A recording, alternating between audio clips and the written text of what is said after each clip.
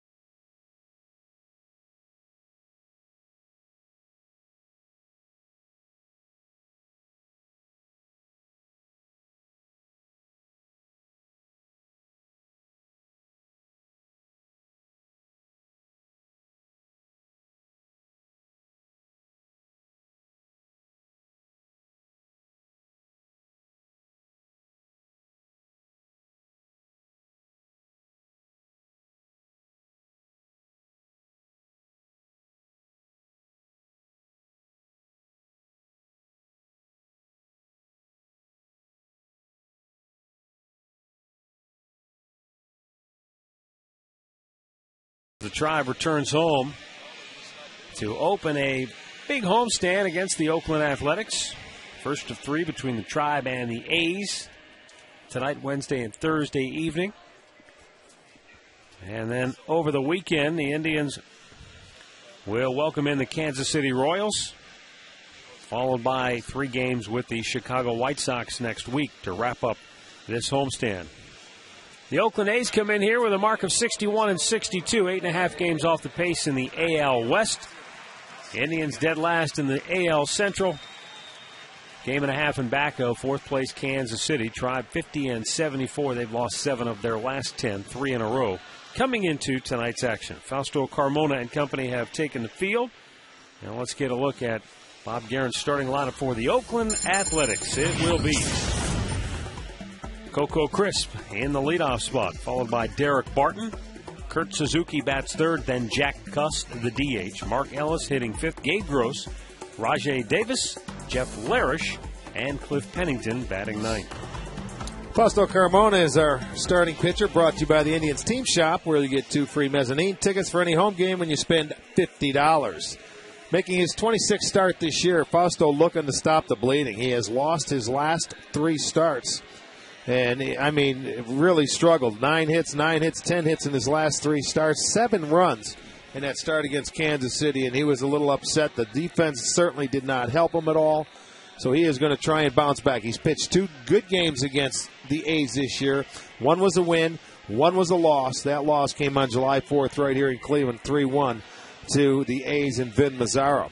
Let's check out the defensive lineup brought to you by Taco Bell. It is, let's see, Duncan, Crow, and Chu. It'll be Cabrera, Donald, Marte, and Laporta. Marson is behind the plate.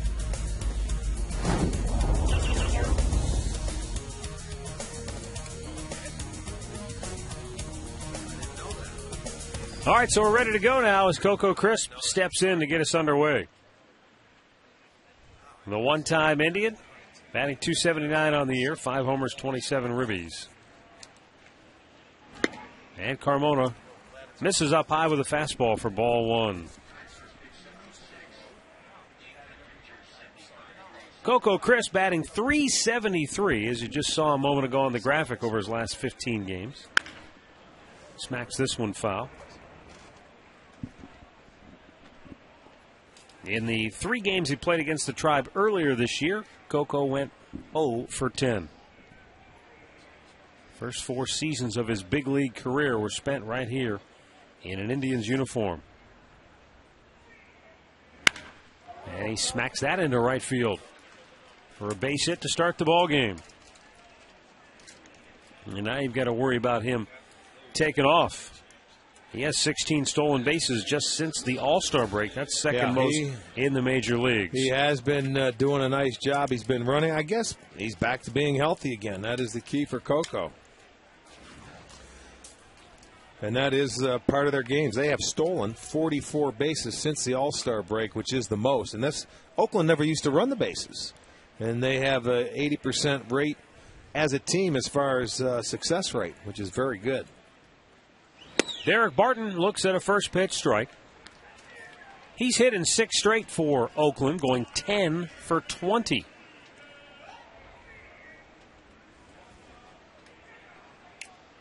And that's a welcome hot streak for Barton after he was just 12 for his last 59 prior to that. That's a .203 average that covered 17 games. But that sometimes is the nature of baseball. The cold streaks, well, Barton followed by hot spells. Yeah. What helps him out, though, he leads the league in walks, and it keeps his on-base percentage up there at about .389. Runner goes. Pitch up high. Throw down to second base, and not in time. Marson with a good throw, I think, had him, but his throw short-hopped into the bag at second, and Cabrera still made it close with a quick tag. That was. I mean, the ball did bounce. And it must be Cabrera's glove came up before he could put it back down to get the hand of Crisp. And that is awfully close. That is bang, bang. Well, you make the call. It's about as close as you can get. That's stolen base number 22 for Coco. It was a good play by Cabrera as well. Bill Hahn making the call, but on that last replay, it looked like they had him. 2 balls and a strike to count on Derek Barton. Batting .409 against the Indians this year, and in his lifetime a .321 hitter against the Tribe. So Oakland threatening here in the first. And the pitch is low. 3 balls and a strike.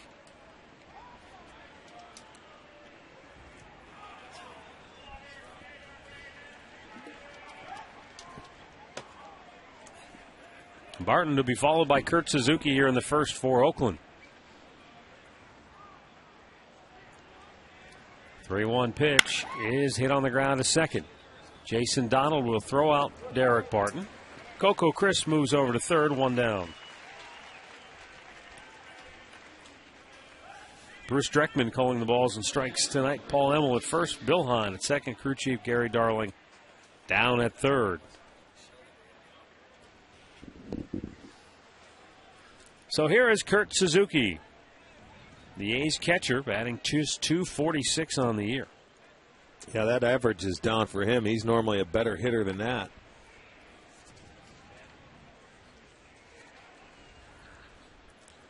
Well, part of the reason for that, he has 9 hits in the month of August. 9 for 61. In fact, the only player with a lower batting average in the American League in the month of August is Kevin Kuzminov, a former Indian. Now, the A's are challenged as well offensively. They pitch very well. They're 10th in the league in batting average at 256. They're 12th in runs scored. They're right behind the Indians. They have scored 494.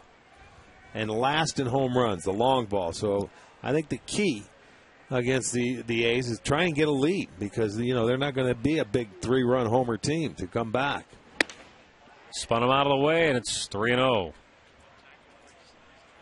Well, Suzuki is a guy that Oakland is committed to. They feel like he's a guy they want to build their team around. He is signed through 2013 and a club option for 2014. That was signed, sealed, and delivered back on July the 23rd. Taking all the way, it's a strike, 3-1 to count.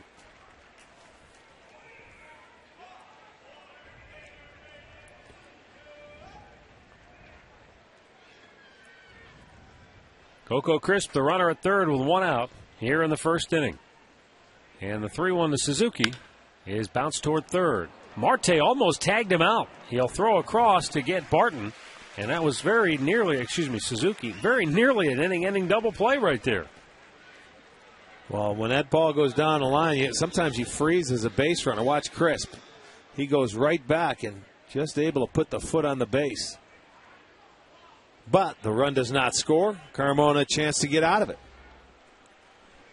He'll have to deal with Jack Cust, the A's DH.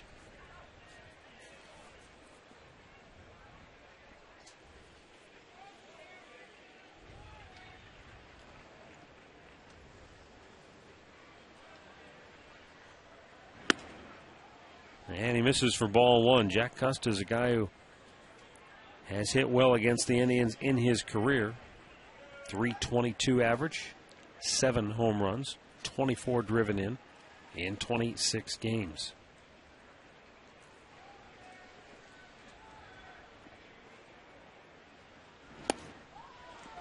Came up empty, 1-1 to count. What's interesting is you think about the Indians and A's, and they don't play that many games against each other compared to the games you play within your division, and yet the only team that Cust has driven in more runs against is Texas. Which is a divisional team, yeah. Well, he had that one first year against the Indians where he ended up hitting 6, I think, of his 7 career home runs, something like that, in 1 year. We couldn't get the guy out when he first came up. Well, he's 5 for 10 in his career against Fausto Carmona. So it wasn't just that first game, too. I mean, he's just been a real thorn in their side. Well, he's got power to left center field. He stays on the ball. Got him. Carmona gets the strikeout, and the stolen base does no damage. A's do not score. Indians coming to bat.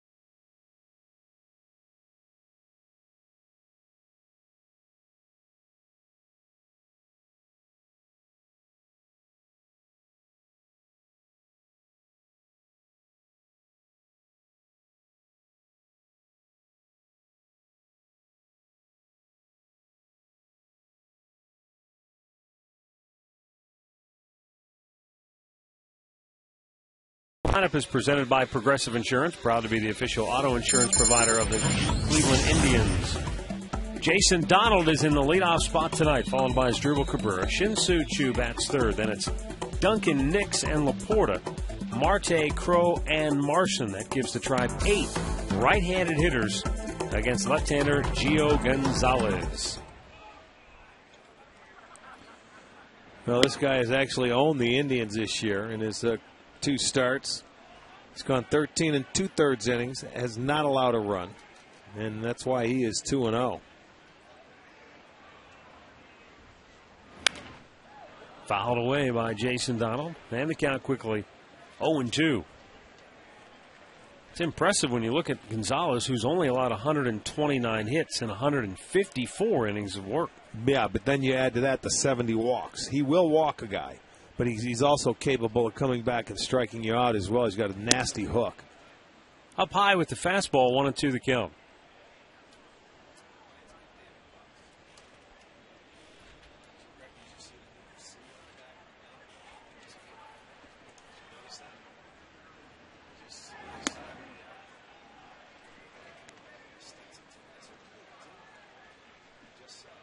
Two balls and 2 strikes, the count here for Jason Donald. Asdrubal Cabrera waiting on deck. Shin-Soo Choo in the hole here in the first inning. Up high, full count. Trying to get a feel for that curveball right now. He's missed with 2 of them.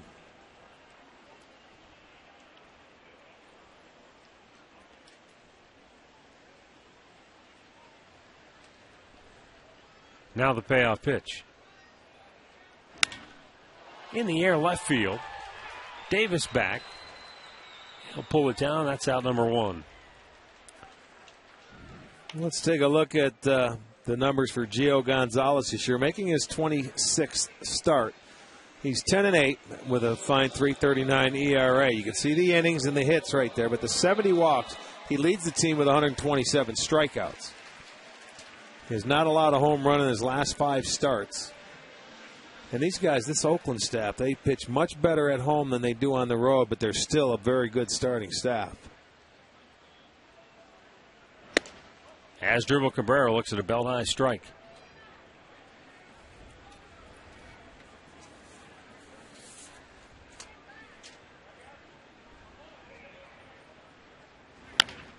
Bouncing ball, weakly hit to second. Mark Ellis on the big hop, flips it over, 2 down.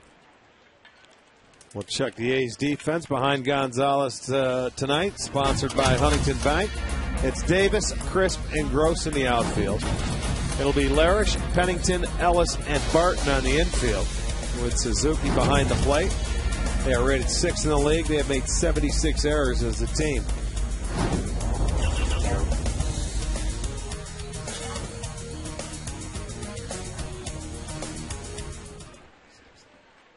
Here is Shin-Soo Choo. Looks at a ball outside.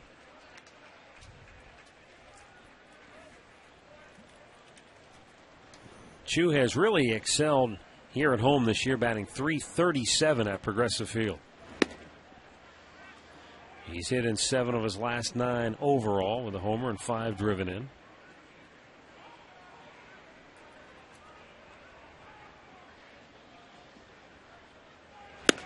Swung on and missed. Good fastball, good location. Borderline whether or not it would have been a called strike. And I think that's the one thing Choo's going to have to deal with the rest of the year, and that is they're going to work the edges and work around him when they have the opportunity.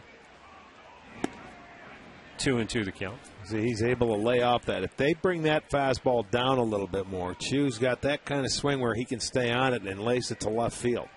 When it's elevated a little bit, it's really tough to catch up to. Watch his hook. He's able to lay off. It was in the dirt, and the count goes full.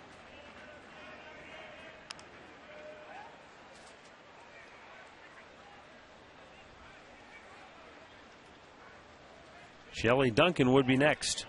No score, bottom of the first. And the payoff pitch is swung on and missed. After an inning of play, no score here in Cleveland.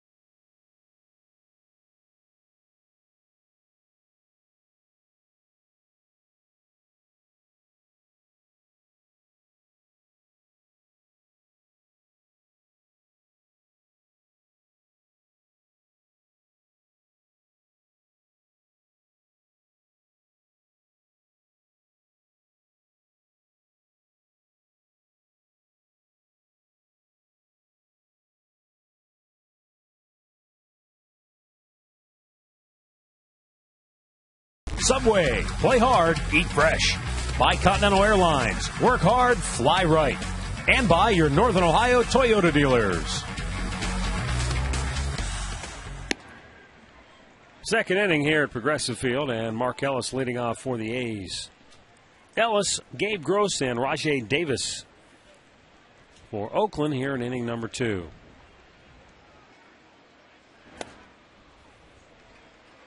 I like what Marson did there to end that first inning where with Cust fell behind and came back and 3 straight changeups to get him. It may have slowed him down a little bit. Swung on and missed. Carmona gets his second strikeout, 1 down here in inning number 2.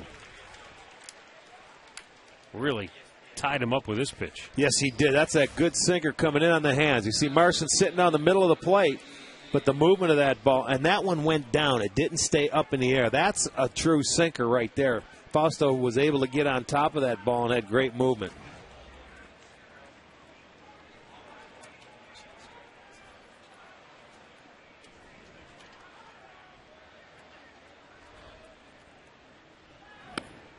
Down and in to Gabe Gross.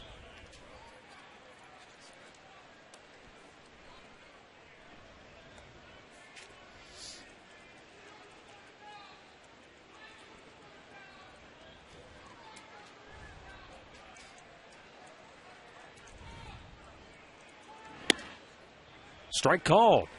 Evens the count, 1-1.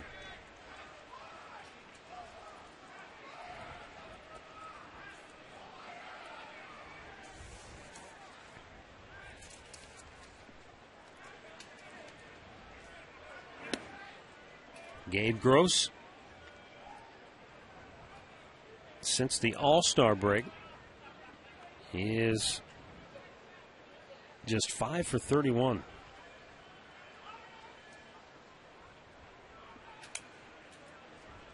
None of these numbers are going to be real surprising, though, if you just look at the simple fact the A's have struggled offensively, much like the Indians. Yes, they have.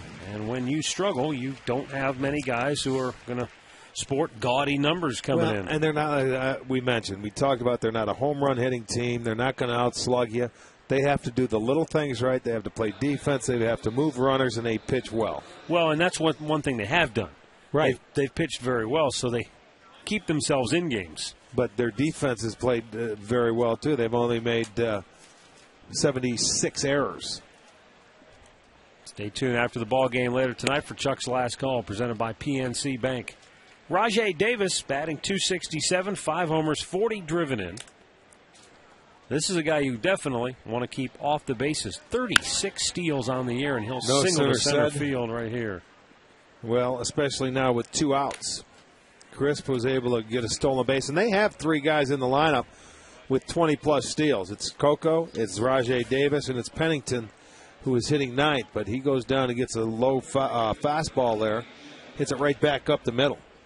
It's the first time since 92 that they have had 3 guys with 20 or more steals. He had 41 steals a year ago, and believe it or not, he's only the 5th player in Oakland history to have 2 or more 30-steal seasons. Of course, Ricky Henderson did it 13 times. I know Canseco had some steals, but I guess it was after he left there, huh? Yeah, I mean, he's Ricky Henderson, Bert Campaneris, who you remember, absolutely. Billy North, right, Claudel Washington. Okay. So when Jose Canseco went 40-40, he must only have... It wasn't with Oakland, was it? Was it with somebody else? It wasn't. Yeah, he was with Oakland, but he must have dropped down to 20 steals after that. Davis tried to go, but his feet went out from underneath him, and it may not matter. Jeff Larish has just left the building. The former Detroit Tiger. That's his first home run of the year in the big leagues. He hit 20 at AAA this year, and his 2-out, 2-run homer makes it 2-0 Oakland. Well, we were just talking about this guy, remembering him with the Tigers. And that's exactly who the A's picked him up from. Gets his first hit, RBI, right here in Oakland. Let's check out the location of that pitch. Is right down Broadway. Boy, and he stayed back on it. You can see Marson looking like he wanted to come up and start firing, but he never got to the baseball because it landed out in the bullpen. So a team last in home runs. Homers to take a 2-0 lead. The 11th that Carmona has given up. Brings up Cliff Pennington, the number 9 hitter, switch hitter. Takes a strike, 1-1 the count.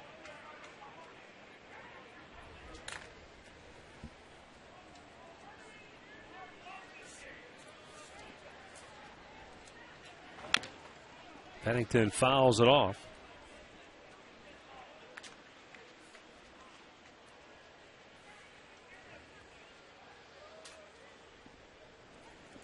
Yeah, Jose Canseco, after he had the 40-40 year, his highest stolen base total was in 1991 when he had 26. Okay. So he never got. That 40 steals are tough to get, man. I mean, that. Well, Carmona with bookend strikeouts here in the second, but in between a 2-out, 2-run homer by Jeff Larish, and the A's have the early 2-0 lead.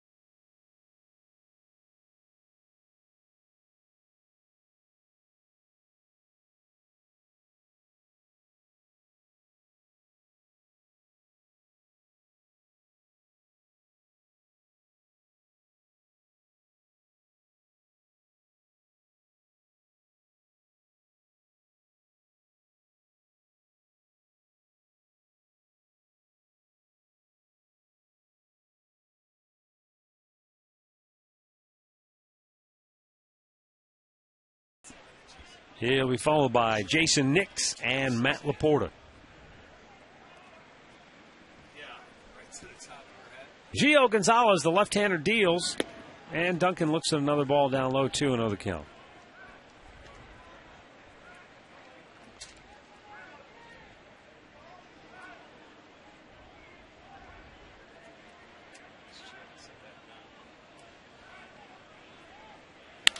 And there's a one-hop smash to short. Pennington slings it over and throws out Duncan for out number 1. Time for our great clip of the game, brought to you by Great Clips. Let's go back to the last game the Tribe played Sunday in Detroit. A foul ball over near the photo bay. Nix goes head over heels and hangs on to make the catch. Relax. You're at Great Clips. He said he never really had a play like that before, and then he had 2 in one game. Yeah, and it was the same hitter that hit both of them. That was a terrific play. Nix with 10 homers, 22 driven in. He's the only current Indian to have homered against Oakland this year. Pennington throws him out, 2 down. Today's achievement of the game brought to you by PNC Bank, for the achiever in us all. 6 innings by a starting pitcher, 21 straight games. That is some kind of impressive. Yeah, that is. I mean, we've talked about that. Your starters, they make a bullpen, and the starting staff has certainly taken a lot of pressure off, haven't they? Well, it's a young 3 starting rotation. less. You know, they spent some money in the offseason on Rich Harden. No, on Sheets, Ben Sheets. Yeah, I was just looking at the story about Rich Harden's near no-hitter.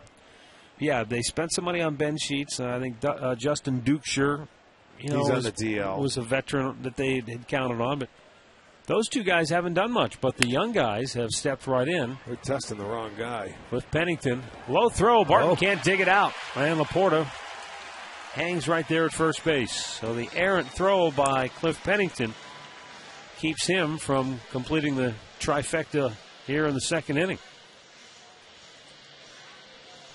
Well, he made the backhand play, just couldn't get it all the way across the diamond, and Barton couldn't scoop it for him, so it'll go as an error. Little hop on that ball. He comes up in the short hop.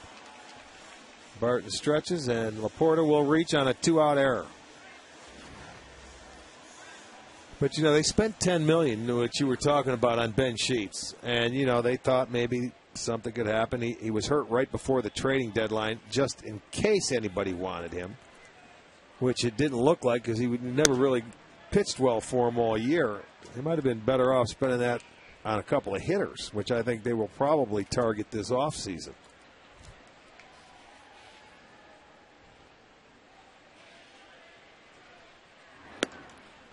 Sometimes you don't know what you have until you give it a shot.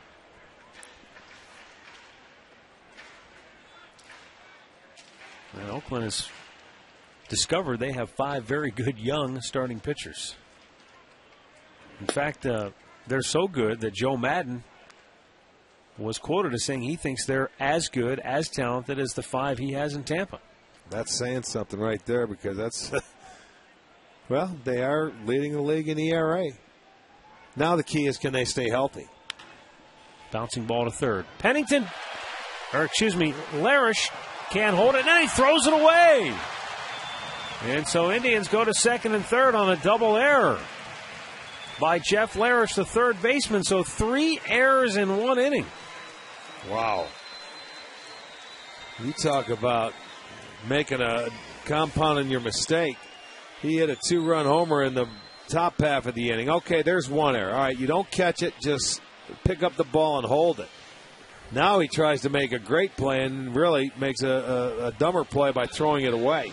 Lets runners move up to second and third now. That's 3 errors in the inning. And this inning is still going.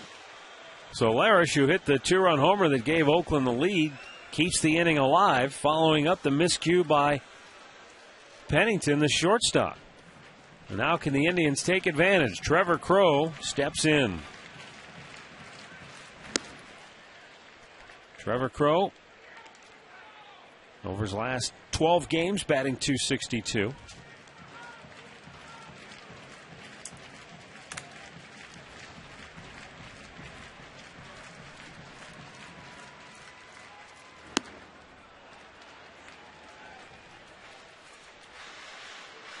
Two balls, no strikes to count here for Trevor Crowe, who on the year is a .283 hitter with runners in scoring position and 2 out.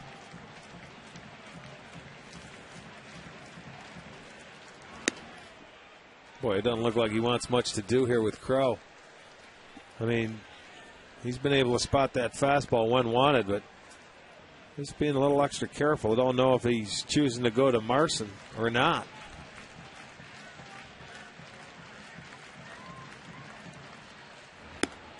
Now he's back in the strike zone, 3-1.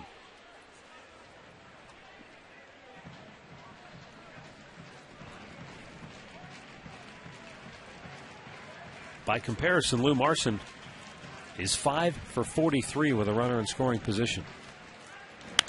Crowe fouls it out of play. Full count.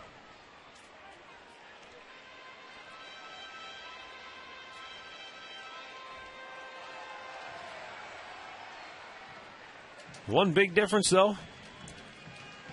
Trevor Crowe against the Southpaws is hitting .202 on the year. Lou Marson, .315 average against lefties.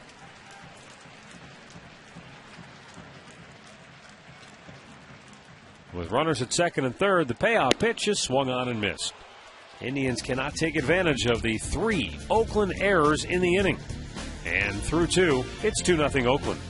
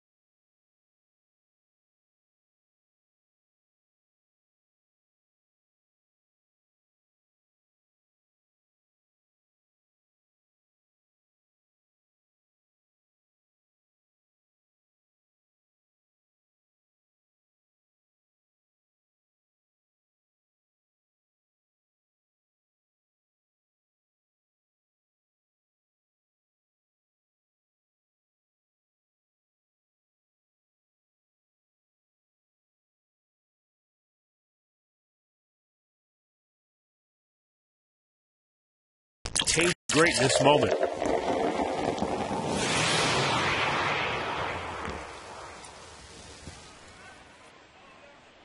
Well, there's Jeff Larish, who hit a 2-run homer in the second and then committed an error that did no damage in the bottom half of that inning. Well, Gonzalez picked his defense up that inning. Fausto Carmona facing Coco Crisp, who singled, stole a bag, but was stranded at third in the first inning.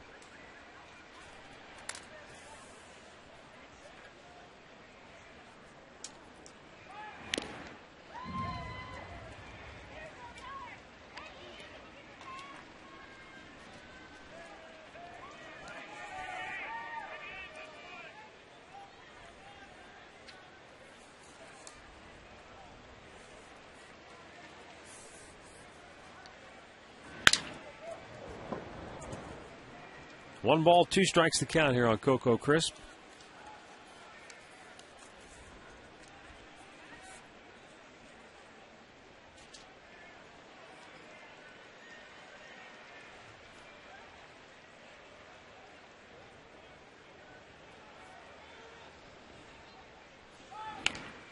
Jammed it, rolls foul. It remains 1-2.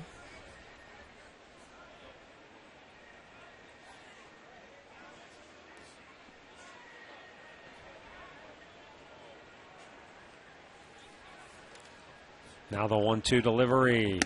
Knocked him off the plate. 2 balls, 2 strikes.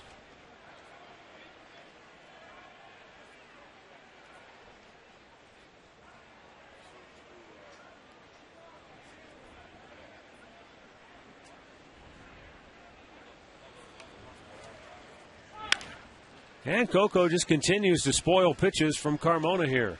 Well, when you look at Coco in the batter's box, you can see that front foot is almost at the front part of the box. Very few hitters will you see this far up in the batter's box. He's slightly open, but now he looks like he's looking for everything hard.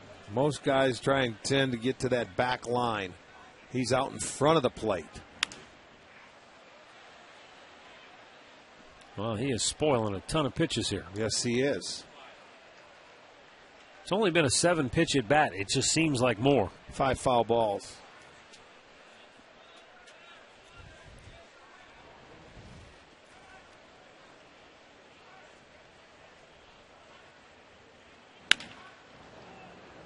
Jason Donald flips it to first, 1 away.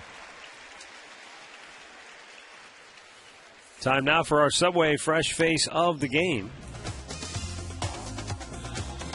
Josh Judy in a 4-3 win against Toledo. 2 scoreless innings of work, struck out 3. And how about those Clippers? They're only a half game out, even though a lot of the guys they started the year with are here. They're all here, or at least made 1 point. Derek Barton grounded to second his first time up.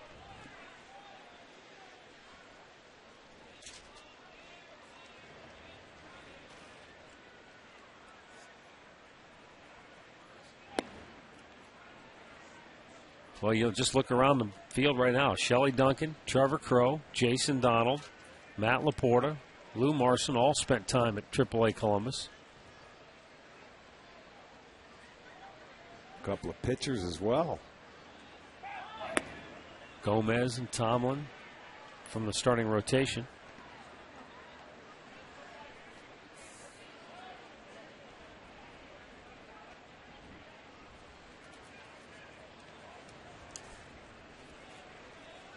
And you look at the bullpen, Frank Herman, Justin Germano.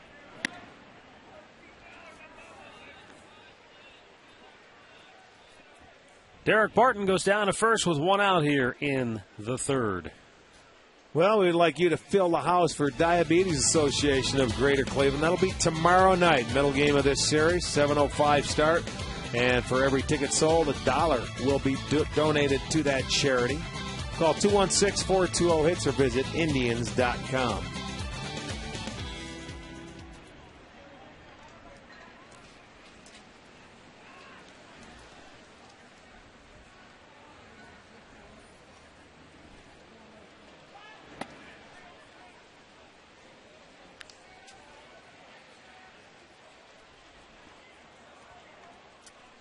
Kurt Suzuki, a ground out to third, his first time up.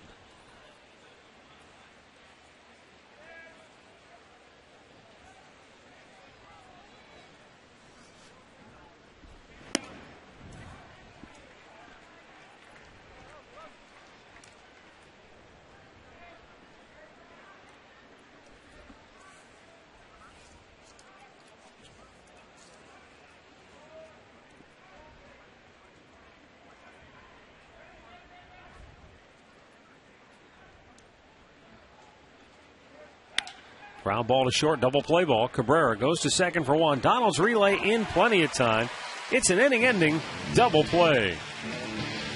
We'll head to the bottom of the third here at Progressive Field. It's Oakland 2, Cleveland nothing.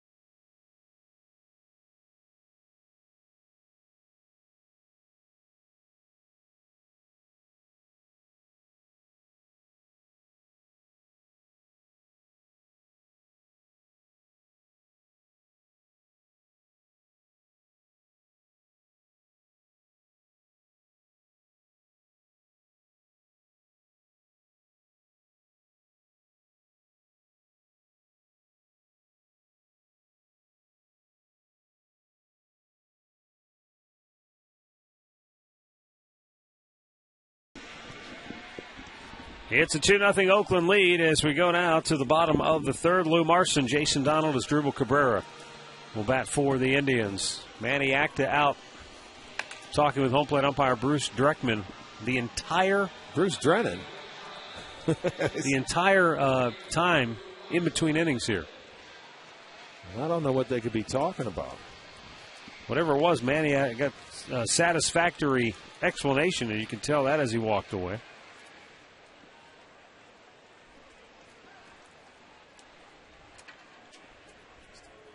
Lou Marson will lead off for the Indians. And a hard smash hit to second baseman Mark Ellis. And that's out number one. Time now for the AT&T trivia question. AT&T Rethink Possible. 4 pitchers in A's history have won 100 games. Can you name them? 4 A's pitcher with 100 victories. That's a good one.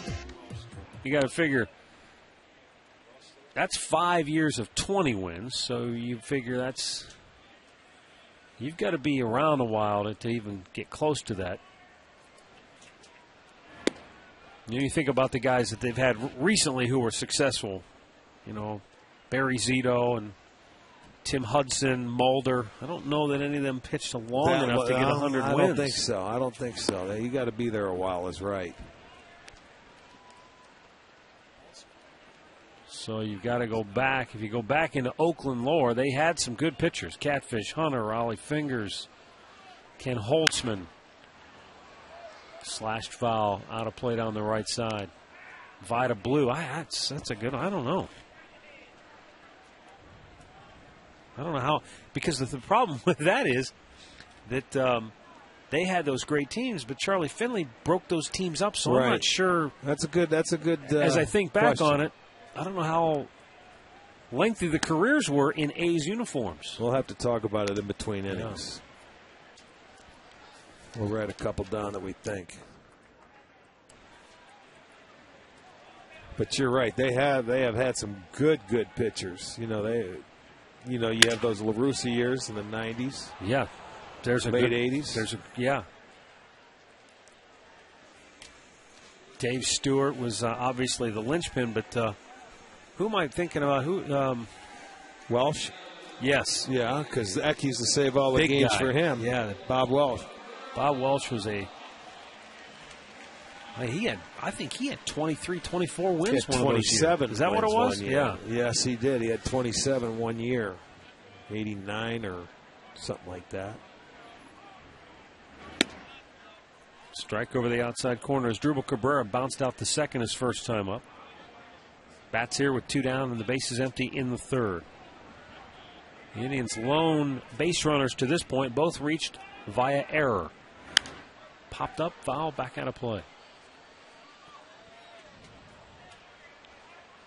Speaking of former A's, Rich Harden, who I inadvertently mentioned when I was thinking of Ben Sheets earlier, he had a no-hitter going. 6 2/3 innings, got the hook because it was his first start back off the DL, and he was well over 100 pitches. Yeah, 111 pitches, I believe. And, I'm surprised they left him out that long on his first start because the guy's always hurt. I saw an interesting message online from a fan who said, after 5 walks, does it even matter that it's a no-hitter at that point? Yes, it does. A no-hitter's a no-hitter. But still, you have that many base runners. That's... Nobody got a hit to get there. A no-hitter's a no-hitter. They're still tough to come by. I don't care how many walks you have. Texas could not complete it, but perfect game. They got all the way into the 9th inning. And an 0-2 count on Mauer before they gave up the hit. Well played, Mauer. 2 balls, 2 strikes.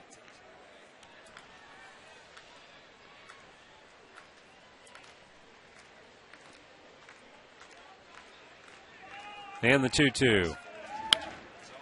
Bounce foul, wide of third.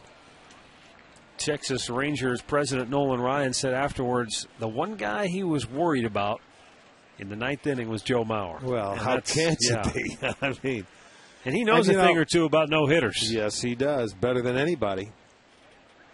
That ball was almost caught by Elvis Andrus, too, that base hit. It was just hit too hard. Here's the 2-2 pitch. This one is fair.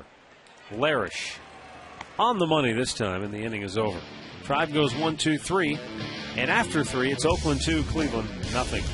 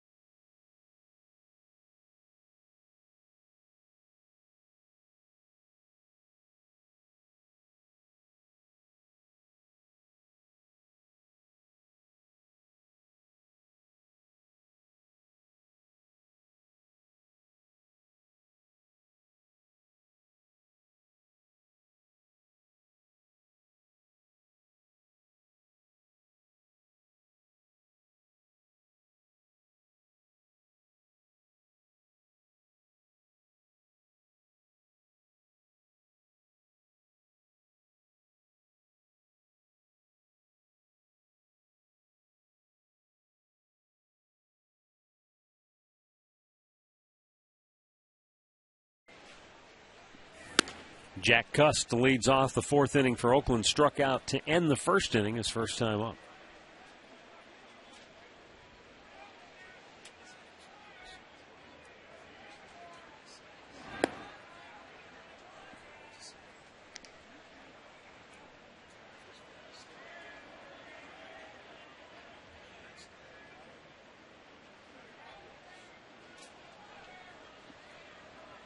The 2-0 delivery.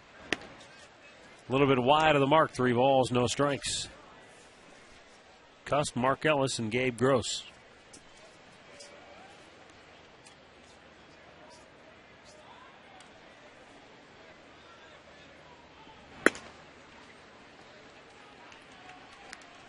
Three and one.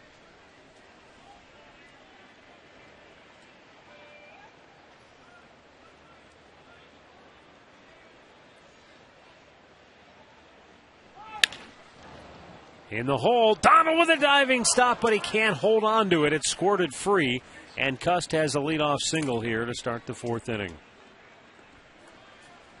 Well, he got to it, and I wasn't sure he was even going to track it down. I know. He did range far to his left, but watch, he never really does field the ball. It bounced out of his glove as he was diving. See, it hit the heel of his glove, and he never caught it cleanly. If he catches it cleanly, there's no question. I think he gets up and throws him out.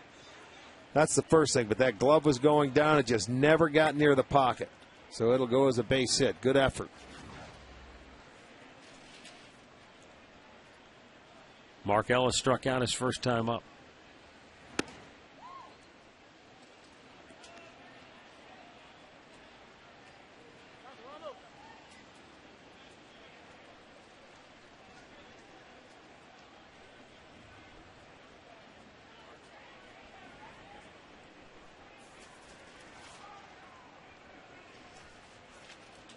Runner goes. Little tapper. Going to be a tough play for Carmona here. But his throw is on the money to get Ellis. He'll swing and bunt.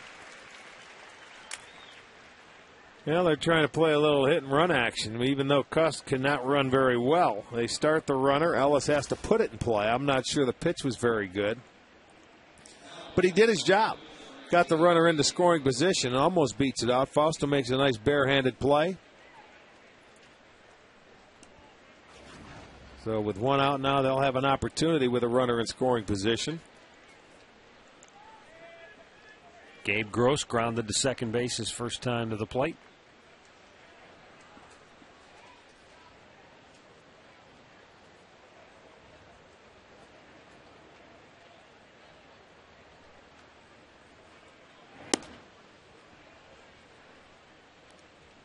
And Carmona, 55 pitches already on the night. 31 have been strikes.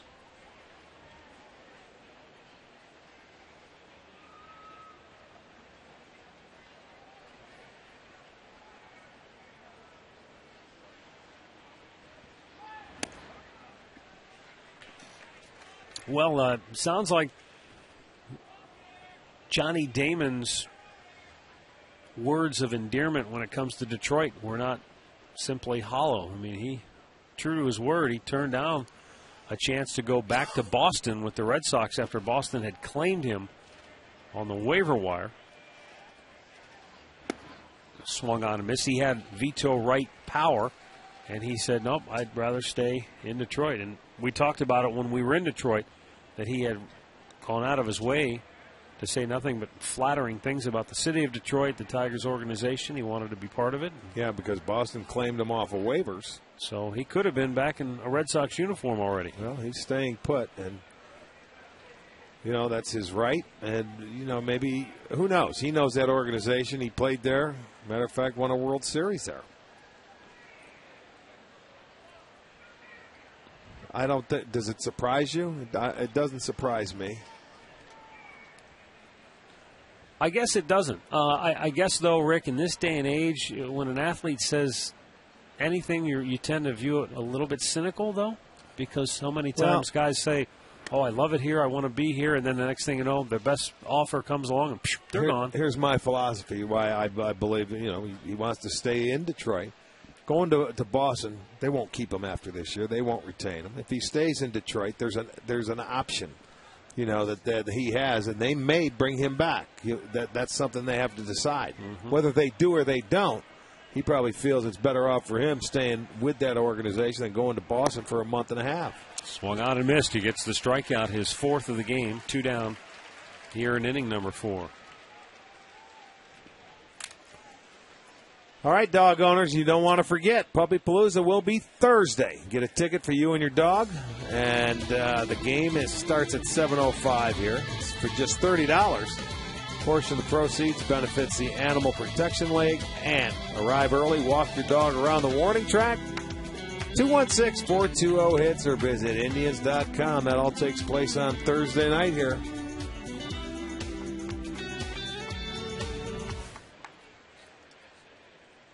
Red Sox, by the way, began the night 5.5 games off the pace in the AL East. The Yankees and Rays tied for the top spot. And did I see that right? Boston already rained out tonight? I didn't see that yet.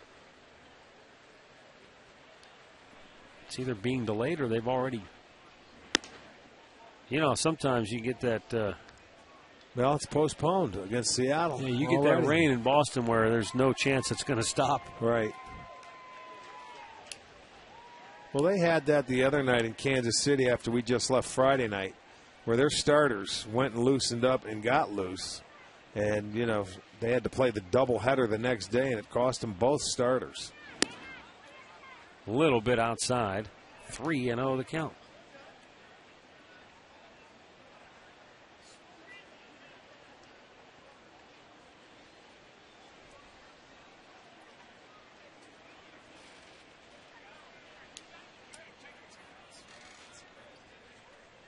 Yeah, the Red Sox and Mariners are going to try to play a doubleheader tomorrow.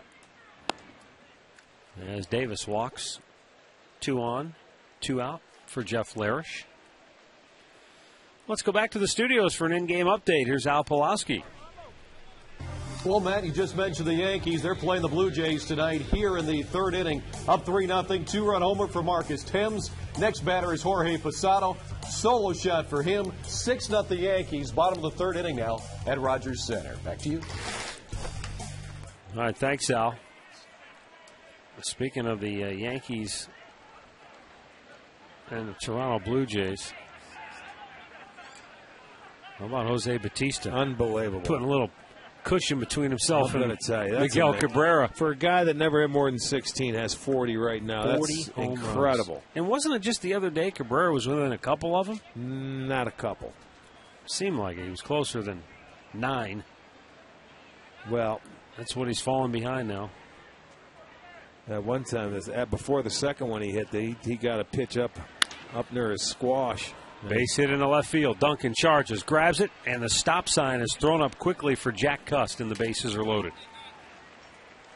Well, there's a break there. 2 outs. Normally, you always send the runner. Mike Gallego says, I know my guy. And Jack Cust can't run, so I'm going to hold him. On 2 outs and a ball off the bat, you're always, I would say, 90 to 95% of the time going to start that runner. But here comes Duncan getting the ball in, and he says, no way. Probably a good decision there. Well, I'm not. He knows his runners. But I'm saying most of the time with 2 outs, guys are going to be sending them, especially with a 2-run lead. Man, a lot of times with the number 9 hitter coming up, you'll send him. Cliff Pennington called out on strikes his first time up. 260 hitter on the year. And a big chopper foul at the first base side. Fausto just 4 for 18. First pitch strikes today. Right before that one right there, he was 0 for his last 10. So he's having a tough time getting strike 1. He's only walked 2 tonight, and he has struck out 4.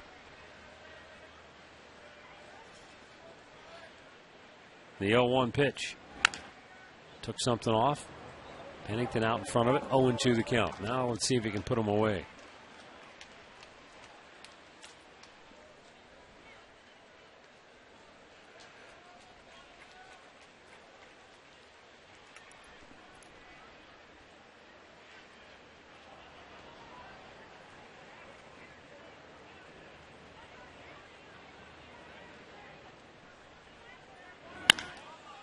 in the air, deep right field. Chu is back. He will make the catch, and the Oakland A's leave him loaded. We go to the bottom of the fourth. It remains Oakland 2, Cleveland nothing.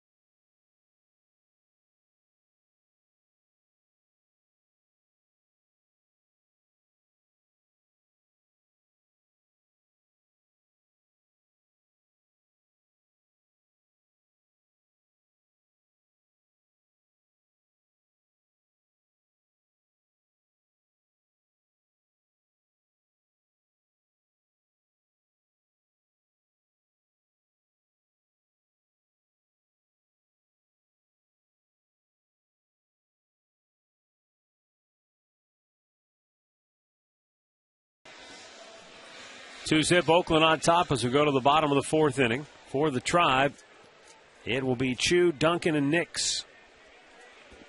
Indians without a hit so far. 2 base runners, both reaching via error. That came in the second inning. Chu trying to bunt his way on. Got the breaking ball and fouled it off.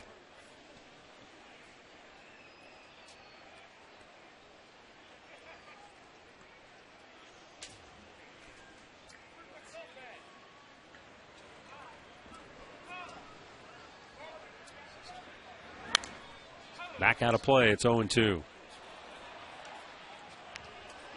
Gio Gonzalez has thrown 46 pitches, 28 for strikes. 6 out of 12 first pitch strikes. And he's yet to allow a run against the Indians this year. And a one-hopper up the middle. Pennington.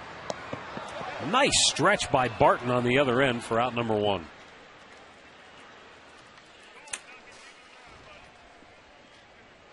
Well, Jason Donnell is the only guy to get the ball in the air off him. He's got ground ball outs on everybody else, except the 2 strikeouts.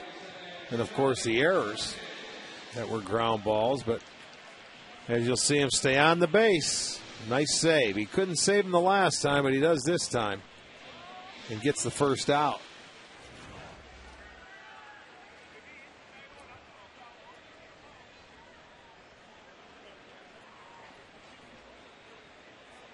Shelly Duncan looks at a ball down low. He grounded to short his first time up.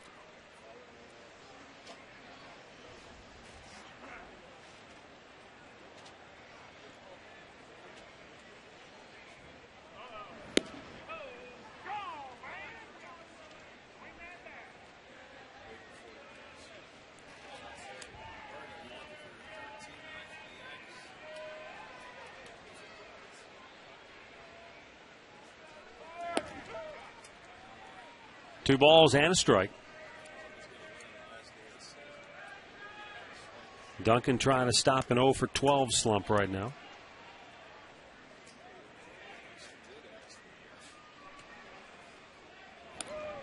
And he chased after it to even the count of 2-2.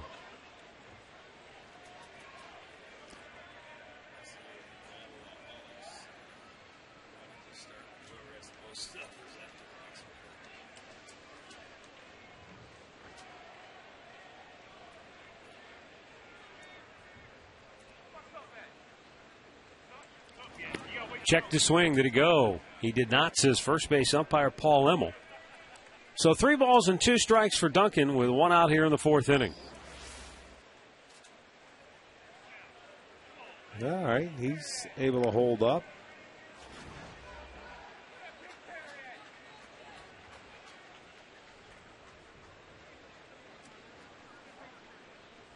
Up high, ball 4, and that's the first walk allowed by Gonzalez.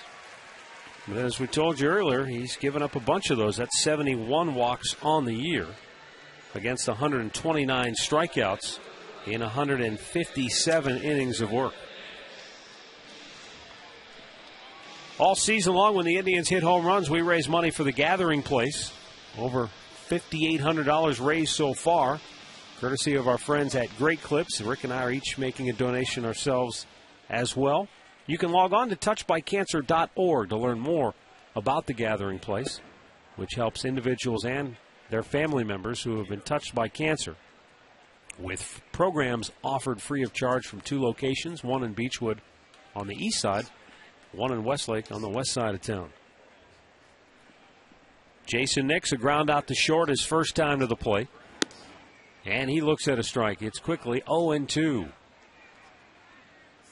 I mentioned before, Nix the only current Indian with a home run against Oakland this year. Of course, the Indians didn't have much luck when they played in Oakland early in the season. The A's really thumped them good. Beat them 10-0 and 11-0 in the 2 Tribe losses as Nix strikes out. 2 down. And in the lone Indians' victory in that series, they beat him 6-1 behind Fausto Carmona. Fausto, right.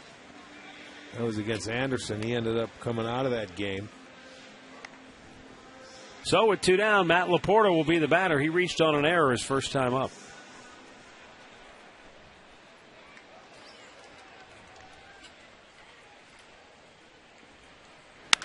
Laporta with a base hit to left field. Indians' first hit of the night. And stopping at second base is Shelley Duncan. So 2 on, 2 out with Duncan at second, Laporta at first here in the 4th inning. Looked like he left him a changeup up in the zone. And Matt jumps on it, gets the first hit of the night for the Indians. So now with 2 outs, they get their man in scoring position. They did have a couple for 1 at-bat back in the 2nd inning.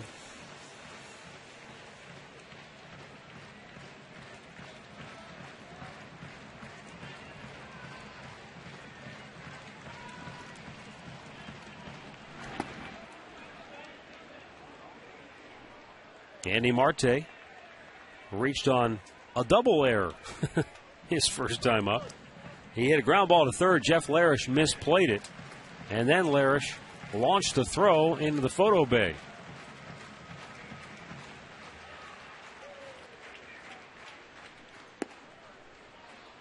One and 1 the count. Going to send out some birthday wishes. Jenny Martin turning 96 today. Jenny, happy birthday to you. Arnold Barzak, Sr., turning 73. That was the 21st of August, but we just got your note.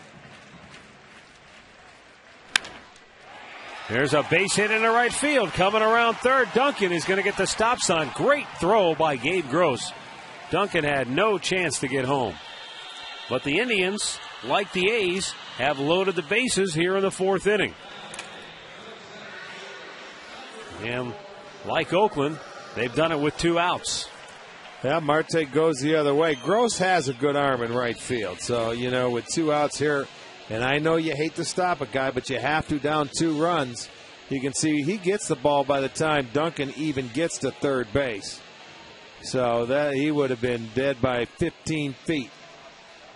They were thinking it. He got a good jump, and he gave it his best, but they just had to hold him up.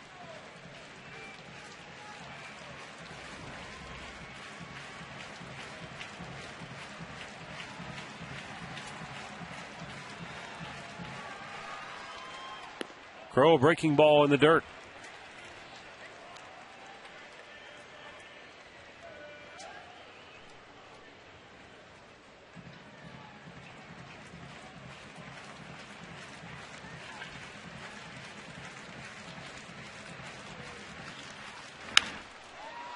There's a ball fouled on the right side, out of play.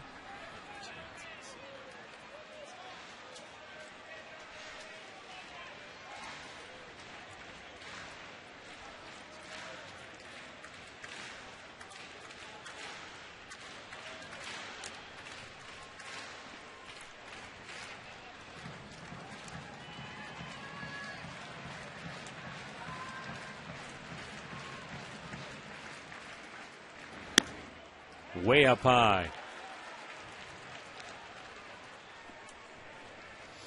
He was behind, Crow 3-0 in his first at bat, able to come back and get him. Struck him out with 3 straight strikes.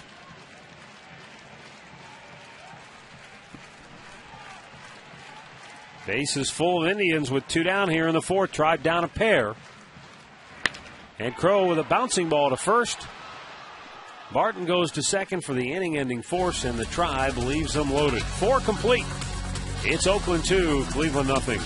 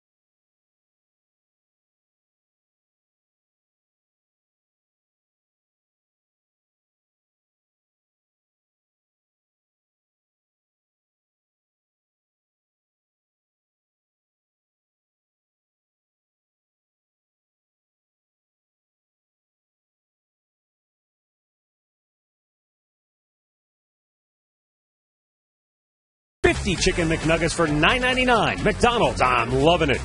By KeyBank. Stop in and start a conversation and unlock your possibilities. And by Panini's. Now open in Chagrin Falls, Solon, and Brunswick. Visit PaninisGrill.com. 2-zip Oakland leads it. 5th inning action here at Progressive Field. Coco Crisp, Derek Barton, and Kurt Suzuki for the A's. Coco Crisp singled, stole a bag, but was stranded at 3rd in the 1st inning, grounded out to second base his 2nd time up. Of his recent offensive success, Coco says, that's baseball. You know, I'm hitting the ball well, and now they're finding some holes, finding some gaps. Yeah, that is part of the game. But it all seems to coincide when your confidence is going and everything seems to be going right. He's healthy. You know, they have an option for Coco next year, and he is playing well. And, you know, he has been hurt the last few years. That's why they got out of Boston. Went to Kansas City, was hurt there. And, you know, what are you going to do? You got to be healthy. And they need offense. And a guy that, you know, at the top of the lineup, here's a leadoff hitting center fielder that can steal bags for you. Rope foul. Scoreboard update brought to you by Wendy's. You know when it's real. Wendy's.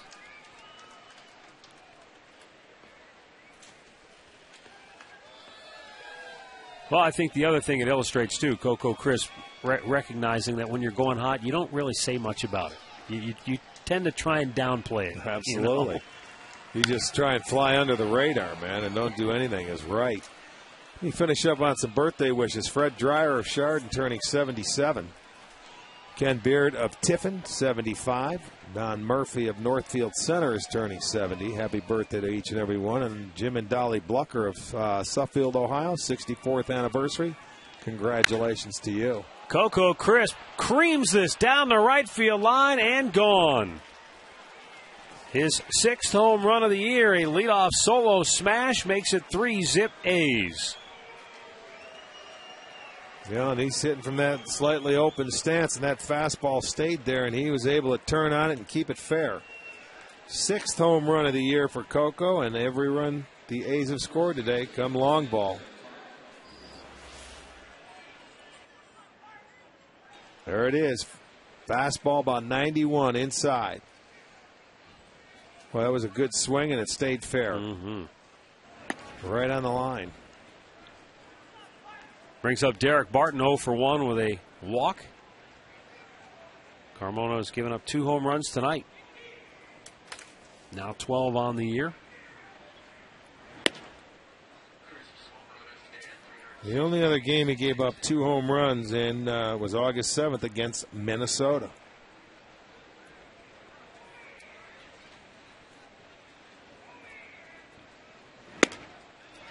Overpowered him right there, 2-1.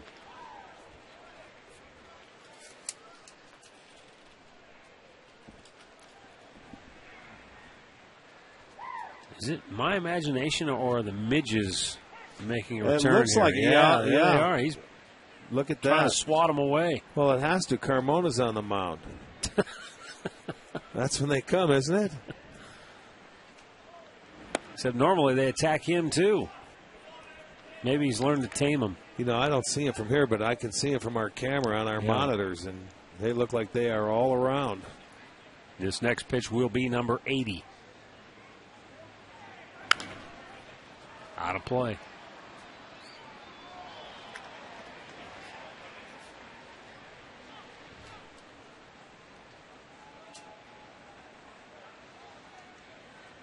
Look at him. That's a good shot of it right there. Everywhere. That can't be fun. No, it's not. It's distracting. Foul up the first base side. Not by much. 3 balls, 2 strikes to count here on Barton.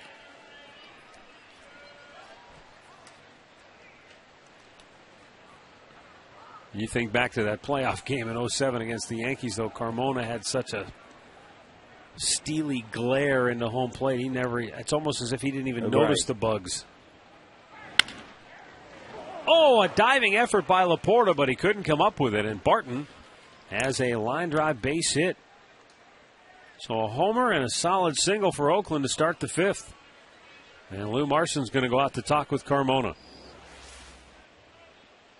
See, it looked like Laporta moved over to that line a little closer after he fouled one off down there, and then this time he finds the hole.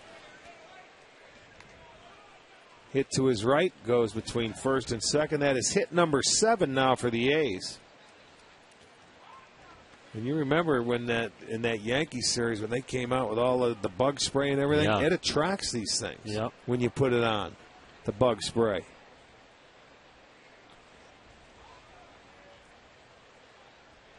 I forgot. What Tony tell us you're supposed to do? Runner goes. It's fair. Laporta bobbles it. And now recovers to retire Kurt Suzuki. Barton moves into second base. Well, again, he started the runner with Suzuki up at the plate because he's been scuffling. And he wanted to stay out of the double play, which he hit into a time his at-bat before, so he's able to keep it fair. Went down the line. Laporta makes the play. 1 out.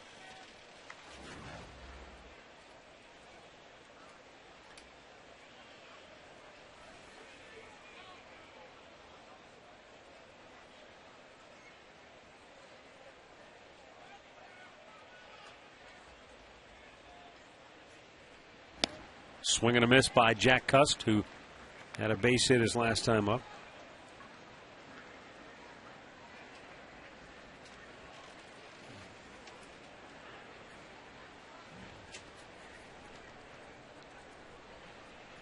Oakland leading it 3-0. Batting here in the 5th. Again, he's trying that hole. This time Donald has it. throws him out. 2 down. Barton moves over to third base.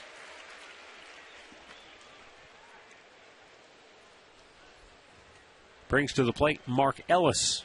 0 for 2 on the night.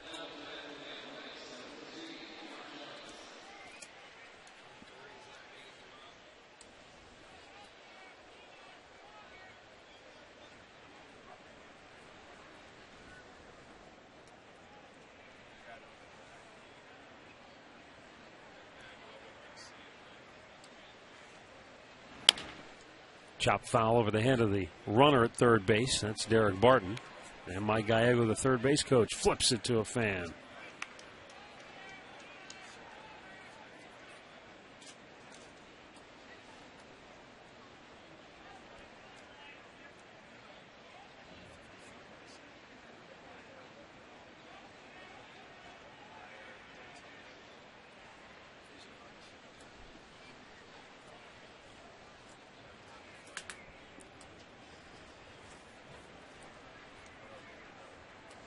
Mark Ellis came in batting just .259 on the year.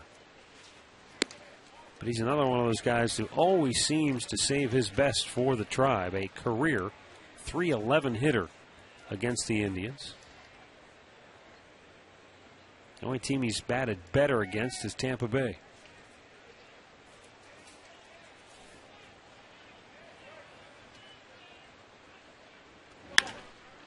In the air, right field should get him out of the inning. Shin-Soo Choo is there. He's got it. And we'll go to the bottom of the 5th.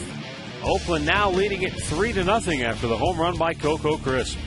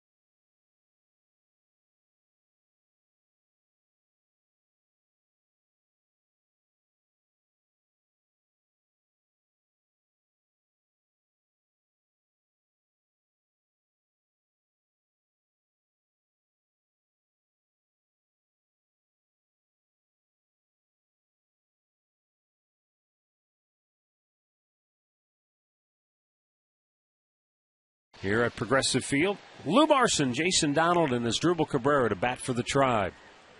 Gio Gonzalez, the left-hander, working the 2-hit shutout. Allowed 2 base runners in the second inning, but both reached via error. And then in the 4th, he walked 1, gave up 2 base hits, but got out of the bases loaded jam. And now he's falling behind Lou Marson, 2-0.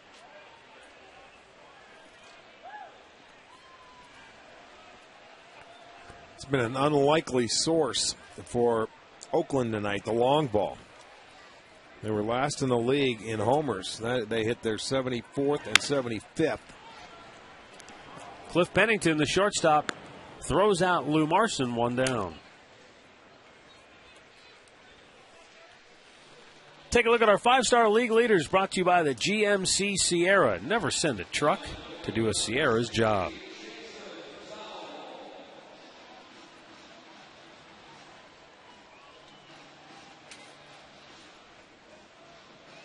Well, Oakland's really good. That was good. When it comes to ERA, Oakland's really good. There's a base hit in the left field by Jason Donald, Indians' third hit of the night. And he's now 1 for 3. And the Tribe will have a one-out base runner now for Asdrubal Cabrera. Donald in that leadoff spot tonight for the Tribe.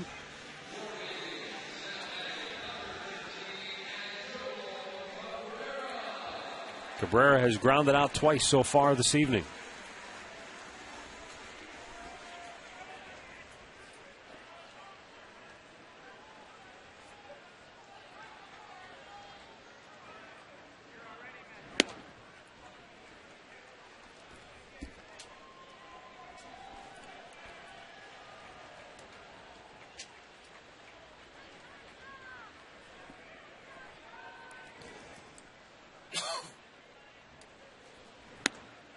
Yes, he couldn't did. hold up that time. You can see Gonzalez out there taking his hat off, trying to get those bugs out there all over the place. Indians clubhouse manager Tony Amato says that the secret to the midges is bounce dryer sheets. You rub that all over the jerseys. Okay. I remember he told me something, Yeah. and that was it. Okay. Because when you use the insecticide or something, it attracts them for some strange reason. Okay. Well, they're not mosquitoes, and you Right. use that bug spray is designed specifically, I assume, for mosquitoes. And The bounce, okay, very good. I'm going to start carrying them now in my back pocket coming down this week if we see them like this tonight, the first game of a 3-game series. Thanks, Tone. Now the question, does he have Frank and the boys in there and Marty rubbing all the jerseys with bounce? just crack open a couple of boxes in the dugout. That's leave them there. exactly right. I'd have them in my back pocket. The 1-2 pitch, a little bit low. 2-2 the count.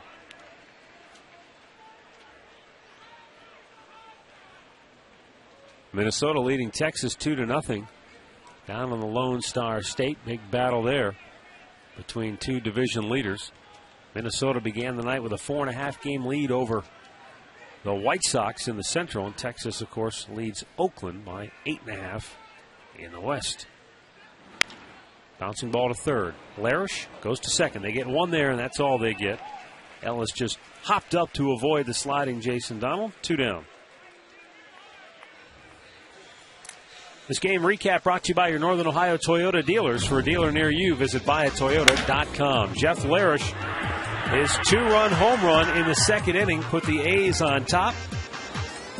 And then Coco Crisp, after a heck of an at-bat, homer just inside the pole down the right field line to make it 3-zip A's.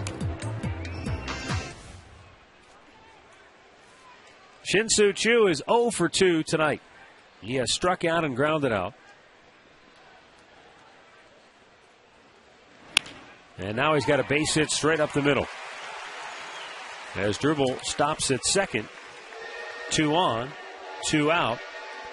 And Shelley Duncan will be the batter. Again, you're going to have to try and do it with 2 out. Yeah, he hangs him a breaking ball on the middle part of the plate, and Choo takes advantage of it. He doesn't give in. I'll tell you, this guy hangs tough against left-handers, and you make a mistake, and he's going to definitely hit it. I mean, he'll hit good pitches for you. Look at this. This is getting crazy right now. They are all over the place. And you're right. You talk about focusing in there. When you're a hitter and you see things going all over the place and you're trying to pick up a baseball. I'm thinking on one, you don't want to take a breath for fear one might go up your nose or in your mouth.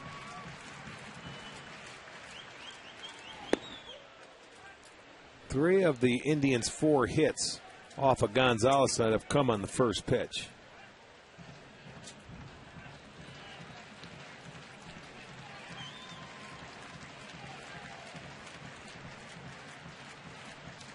The 0-1 pitch in the dirt. 1-1 the count.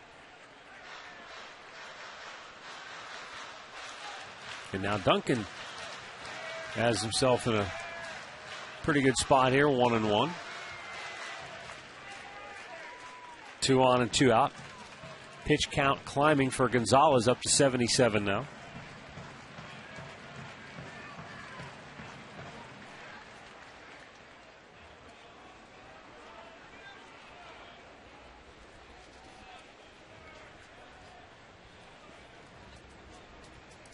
Happy birthday wishes going out today to Kim Nieswander of Hilliard, Ohio, celebrating her 43rd birthday.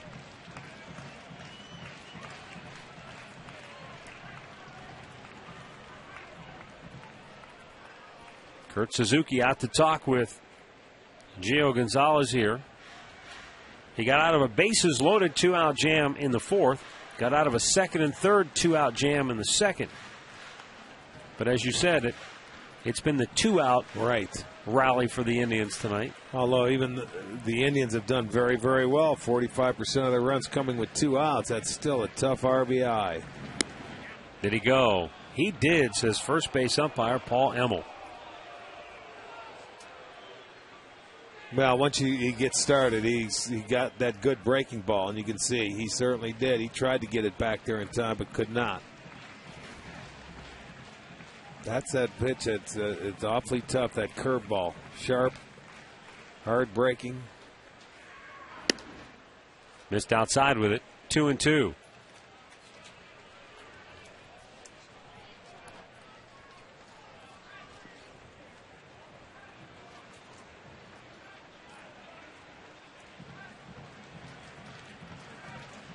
Now the set.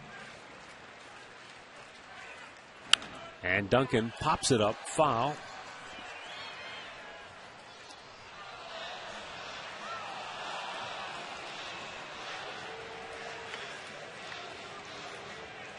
Duncan drew a walk his last time up and wound up being stranded at third in that bases loaded scenario.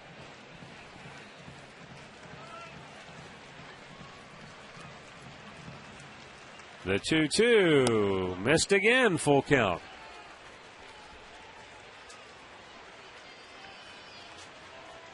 I don't know if you call this nibbling or if he's just kind of lost his command a little bit here. Well, maybe just it could be a little of nibbling right there. He just wants to make sure he was trying to get him to chase after he got ahead of him 1-2. And Duncan wasn't going to go after it. See what he does here. Runners go, strike 3 called. Indians strand 2 more. They've left 7 in the ballgame, and Oakland leads it 3-0.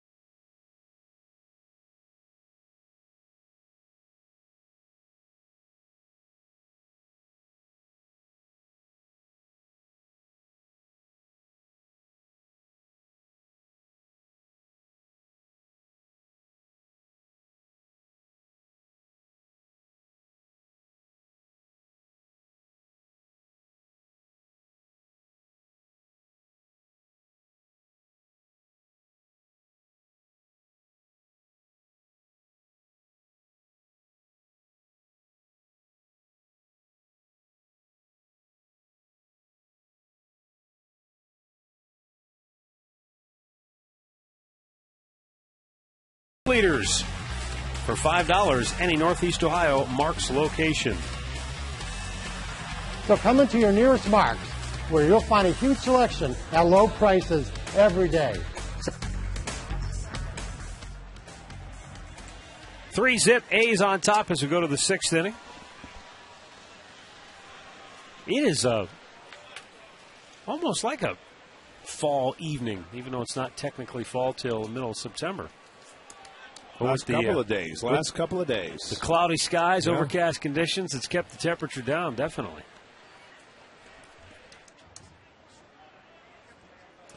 Well, Fausto, in his last 6 starts, covering 33 innings, has given up 53 hits. So he started out where he was so sharp and things like that this year. He's hit a little low. I think post All-Star break. Hopefully he'll be able to retune it. Today it's just been the long ball. Swung on and missed. Yeah, he's made a couple of mistakes. I mean, Jeff Larish, not necessarily a guy you worry about taking you deep, but he crushed that ball. Or Coco. I mean, this whole team. I mean, Oakland had 5 home runs in the month of August coming into this game. They've hit 2. So it is uncharacteristic for them.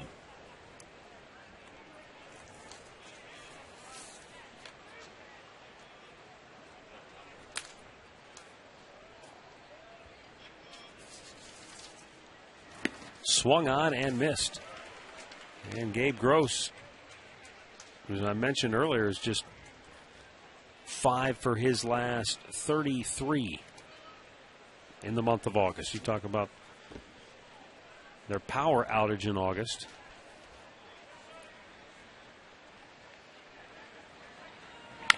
Weak tapper by the mound. This will be Donald. Throws him out, 1 away. Let's go back to the studios right now for an in-game update. Al has the latest on that showdown between the Twins and the Rangers. All right, Matt, Rick, let's go to the first inning. 2 outs, runners at first and second. Michael Kadire, a little blooper. Borbone tries to make the catch, can't, and that allows 2 runs to score. Minnesota still has that 2-0 lead. They're in the top of the third inning now. Pavano pitching for Minnesota in Texas. Back to you. All right, thanks, Al. Rajai Davis singled and scored in the second ahead of the 2-run homer hit by Jeff Larish, and then he walked his last time up.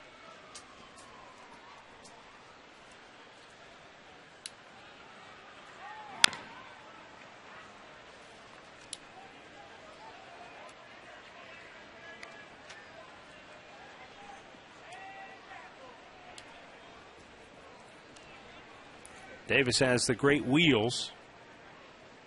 But as they say, you can't steal first, and he came in 9 for his last 51.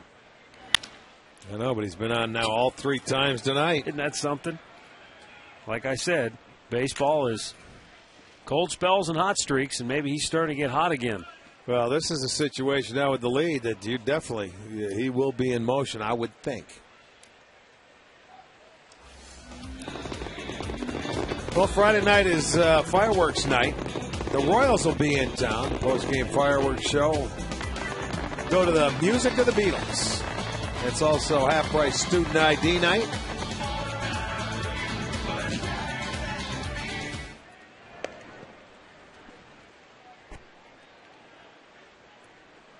Davis with those 36 stolen bases. 3rd in the American League, 4th in the majors. He's running, pitches up and in, throw down to second base. And safe is the call. Stayed with it. I'll tell you what, he stole that base off Fausto. Marson came up and fired a seed. He got rid of that ball in a hurry. I mean, it was right on line this time. He's done a good job tonight, even though they've stolen 2 bases. I mean, those guys are going to steal it on the pitcher, and they've been successful off Fausto all year long. He had a good pitch, a fastball up and in. Well, I'll tell you what, that's the just sure speed of Davis. That's why he has 37 stolen bases. And he very nearly overslid the bag. In fact, he may have done that momentarily, but was able to quickly get it back on the bag before Cabrera could tag him out. The 1-0. Now Jeff Larish, the 2-run homer in the second inning, and then a base hit in the 4th.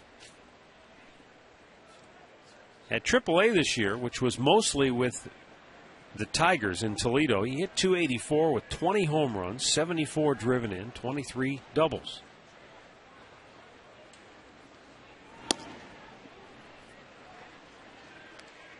Three balls and no strikes. Right-hander Justin Germano is just now starting to get loose in the Indians' bullpen. This next pitch will be number 100 for Fausto Carmona here tonight.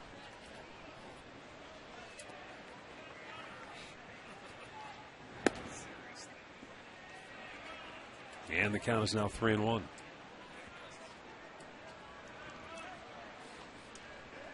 What, are you a little afraid of that? That thing is huge. Look at you. It's like something out of a movie. Arachnophobia. They're all out tonight. That's not a little spider, by the way. Not to you.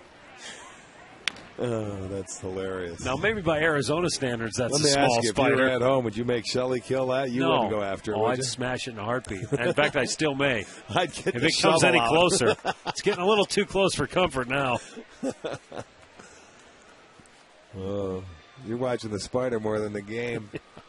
That's beautiful. He's not going to sneak up on me, I'll tell you that much. Carmona steps away. The next crack you might hear won't be a base hit. It'll be a spider going down. Yeah, I'm not going to be able to just let that thing spin a web around me. Fouled it off his foot.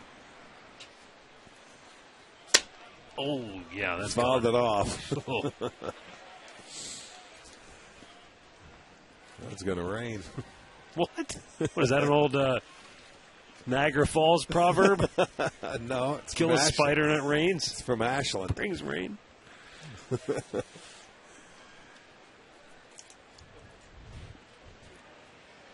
6 more weeks of summer. Payoff pitch, swung on and missed. Carmona gets the strikeout, his 5th. 2 down here in the inning.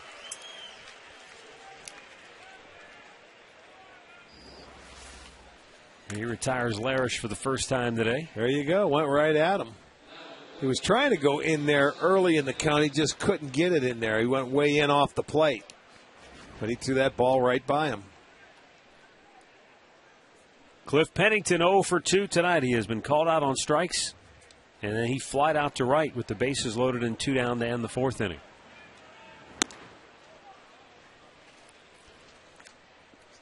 Good possibility. This is the final inning of the night for Carmona, as he has gone over the 100 pitch mark. Trying to work through 6.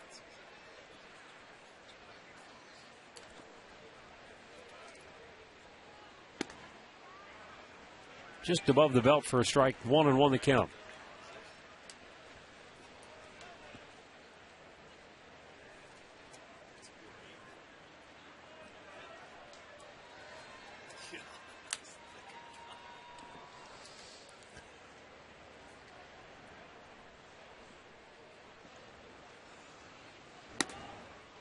Pennington's not a big power guy with only 3 home runs, but you add his doubles and triples together. There's 22 doubles, 7 triples. You know, this guy started the year, we were going almost into June, and he was under the 200 mark.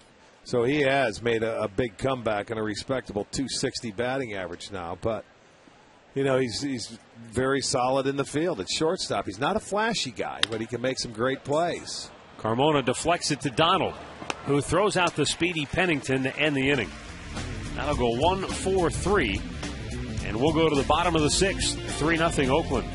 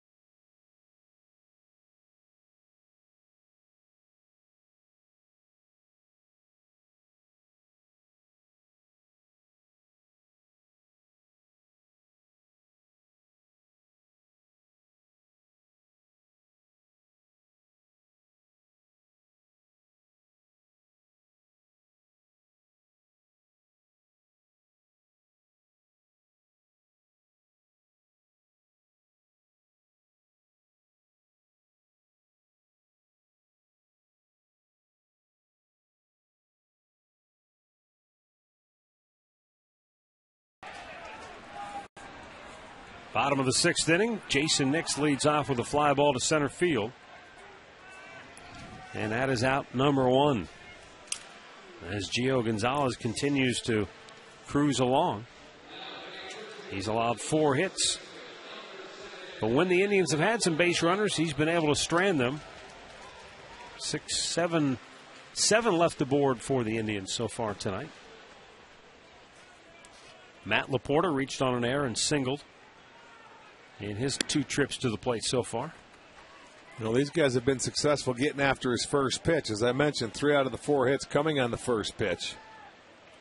But in turn, what you do to a guy that a lot of times will throw a lot of pitches because he can strike you out, he can also walk you.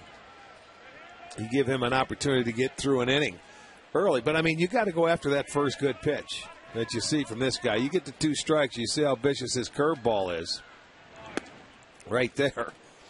You don't want him to get to that pitch. He had Shelley Duncan before he ended last inning on a 1-2 count, and then he battled around and he got to 3-2 and threw him a nasty hook. Tried to hold up, did he? Nope, he went around. And that's a strikeout, number 5 for Gonzalez. 2 down. Well, he's had 8 0-2 counts. 0-2, 1-2, and they're 0 for 8 is Cleveland. 4 pitchers in A's history since 1968, Oakland A's history. 100-game winners. Catfish and Vida, you know. And then maybe, Stewart. Who's the other one? Barry Zito. Wasn't sure. That was the only question is, was he there long enough? And yes, he was. AT&T, rethink possible.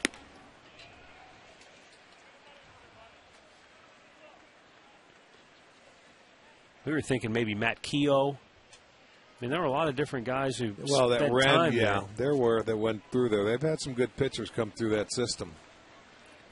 As you mentioned, have they stayed there long enough to win 100 games? And I guess when you think about it, that's a lot of games to win.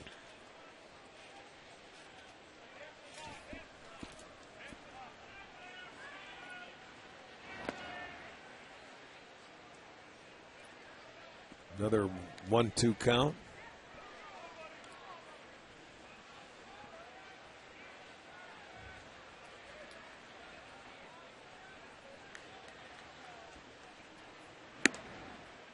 A little bit outside. 2 balls, 2 strikes.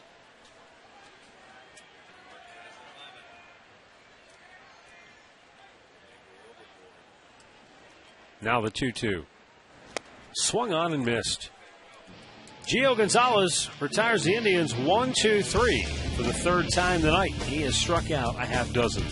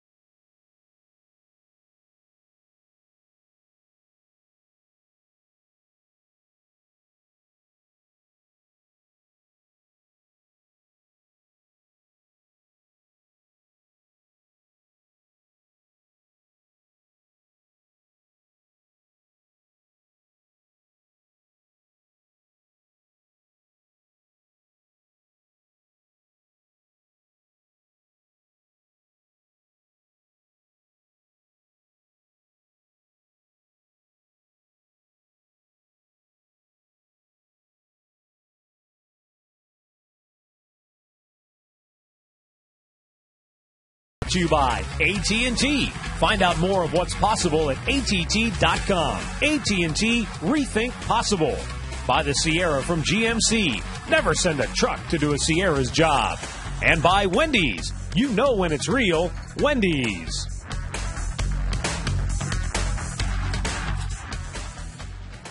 3-zip Oakland on top as we go to the 7th inning. And Carmona's not done. He's right back out there for some more work. 107 pitches on the night. Now 108. Activity in the bullpen. Top of the order for Oakland. Interesting in that Coco Crisp has led off every time he's been up tonight. You're right. And successful 2 out of the 3 times. Normally they say if you're the leadoff hitter, after the first inning of the game, you don't have to worry about if you're a leadoff hitter or not. Well, not tonight.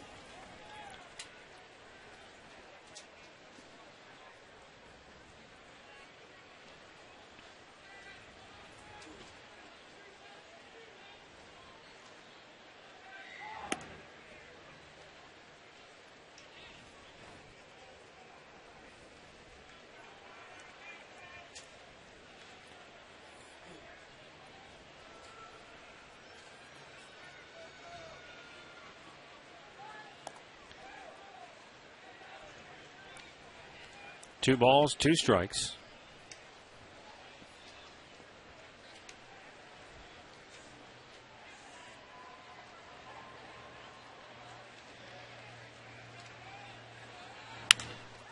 And Coco Crisp has a 3-hit night. Chu cuts it off. Coco's digging for 2. Here's the throw, and he is safe. Cabrera can't believe the call of Bill Hahn. Everybody's been out at first tonight, or on the check swings anyway. They've all been strikes, but everything at second base has been safe. Well, I mean, he that went in there with courage. a full head of steam. He turned, and, he challenged the best guy in right field there is in this league, and the throw was still right on the money. He looked like he was out on the stolen base. I'll say, all right, I'll give him that. It looked like he had his hand in, and the tag was up around his shoulder or his helmet. He slid right into his glove. I don't know. I'd have to see it from another angle. That's in the air, left center field. Shelley Duncan over. Left fielder makes the catch. And Crisp holds at second base. Take one more look here. Let's see if that tag is down. Foster, you got to get out of the way. See, he doesn't have the glove there yet. I think he was safe. I think he got the hand in. He never really tagged him. It was close. The throw was right on the money. That was guts for Coco to even try. He's still winded. But he did come out of the batter's box. He did hustle all the way around, and Chu did make a good, strong, accurate throw. I think he may even surprised him a little bit going to second.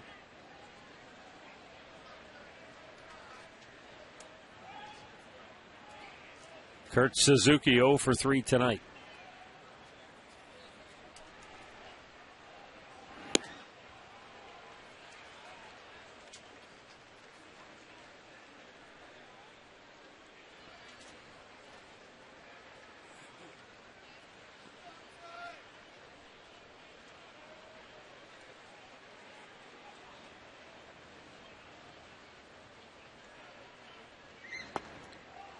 Down too low, 1 ball, 1 strike.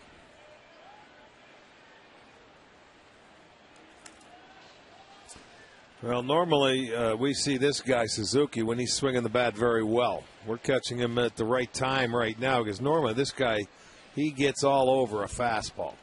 And I know for a right-hander, Carmona's not an easy guy to handle.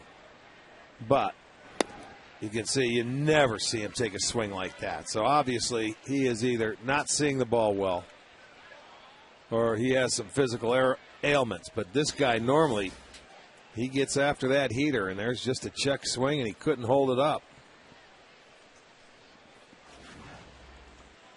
And now Carmona ahead 1-2.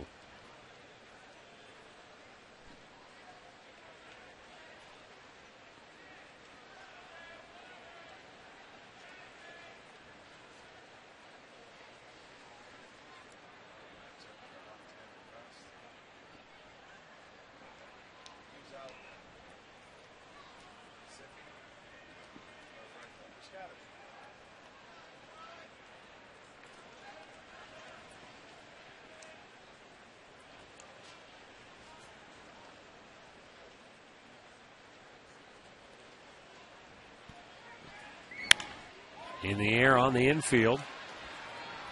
Laporta. 2 down. Here's our Miller Taste Greatness moment.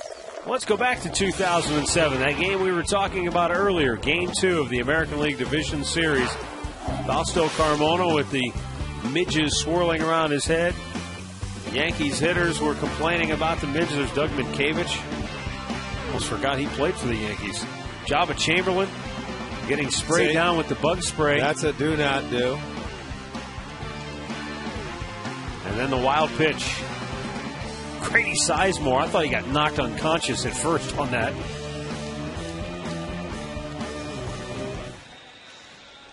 Meanwhile, Carmona departs with 2 down and a runner aboard here in the 7th. So we've got a timeout with our score. Oakland 3, Cleveland nothing.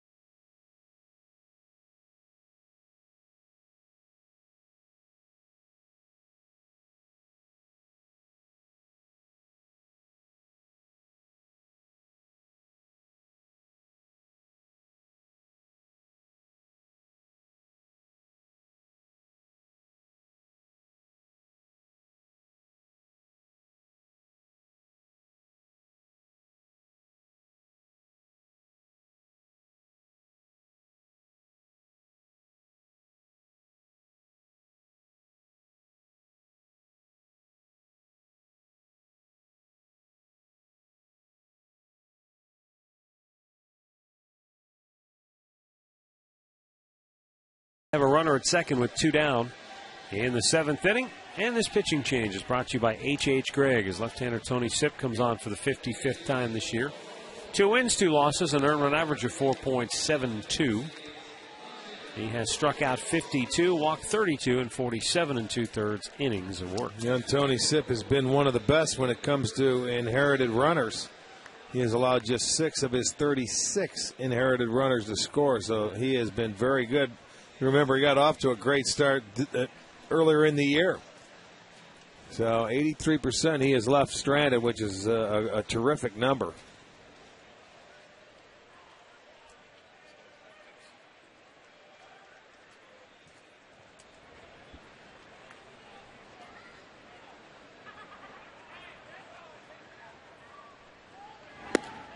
Fastball strike over the outside corner.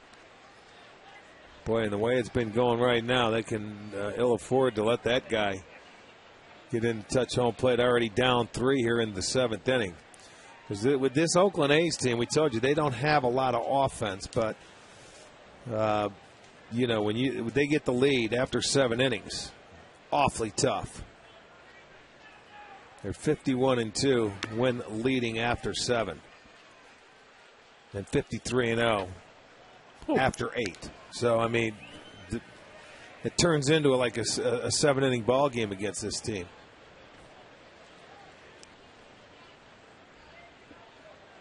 Oh, 0-2 the count here.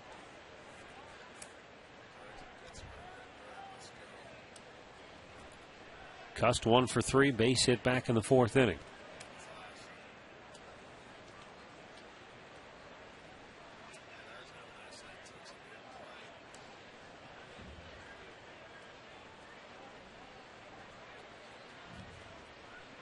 And the 0-2 pitch. No, Tony Sipp steps away first.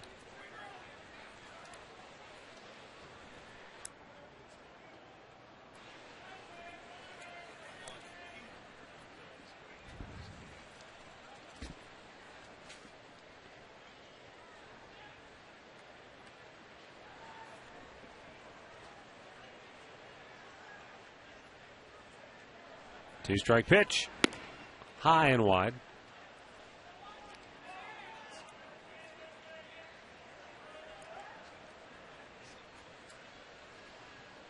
Well, the New York Yankees laying it to Toronto tonight, 11-1 up at the Rogers Center. Detroit pummeling Kansas City 9-0 in the 7th at Comerica.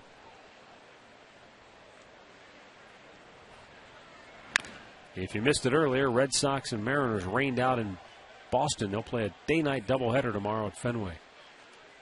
Minnesota and Texas now tied at 2 in the 4th. And Baltimore out to an early 1-0 lead over Chicago.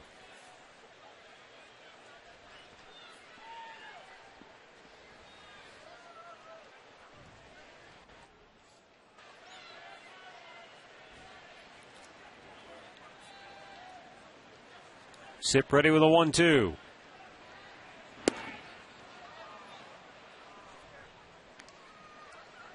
Count back to even.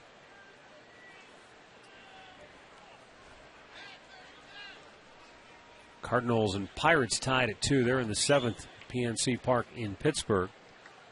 St. Louis starting the night 2.5 in back of Cincinnati in the NL Central. Cincinnati got their hands full out in San Francisco. The series that opened last night. San Francisco put their hitting shoes on. High and slicing foul out of play. You know, the Giants 5.5 games in back of San Diego in the National League's Western Division, but that wild card race could be really interesting. Huh? It really is interesting with Philadelphia leading the way. Philadelphia, St. Louis, San Francisco, they're all within a game of each other. Yeah, that's going to be the race.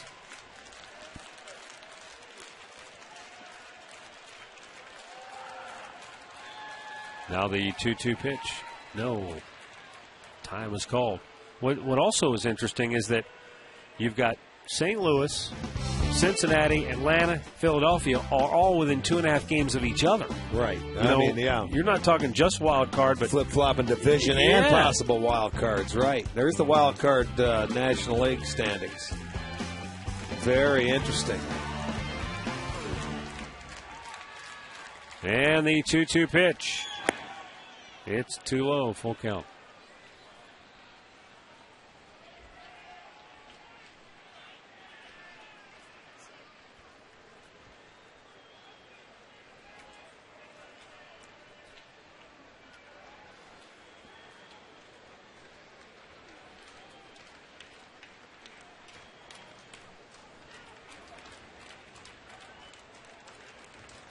Payoff pitch. That is crushed. Deep right field. Chu's going to watch it go. Jack Cust with his 10th home run of the year. A 2-out, 2-run laser shot. Makes it 5-0 Oakland. What is this long ball today for the A's? Their third of the game. As I told you, they have only hit 5 in the month of August. That's 3 tonight. 5 coming in, right? 5 coming in? Into the month. Yeah, for the whole month. Coming into tonight. Yeah. Yes. Just want to make sure there wasn't including tonight, so that would be 2 coming in. Well, they have hammered some mistakes in the strike zone tonight. Because none of these home runs were cheapies. No wall scrapers. Off the end of the bat, Ellis grounds to the pitcher, and the inning is over. Stretch time in Cleveland. It's now Oakland 5, Cleveland 0.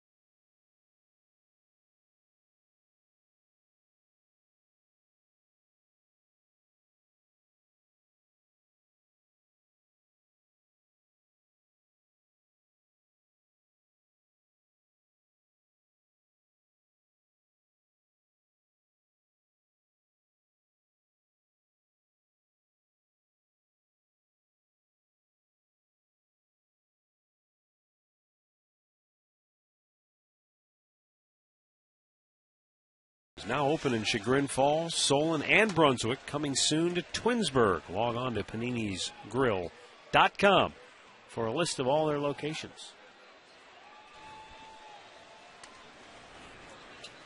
Bottom of the 7th inning, it will be Trevor Crowe, Lou Marson, and Jason Donald. And Crowe's got a leadoff single off Gio Gonzalez. Another first pitch hit. 5th hit of the night for the Indians.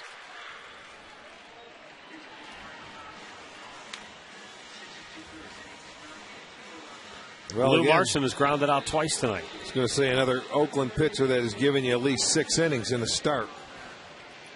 So that string will continue. 22 now? Is that what it was? Yeah, that string will continue. That's impressive. Especially considering these guys are all fairly young.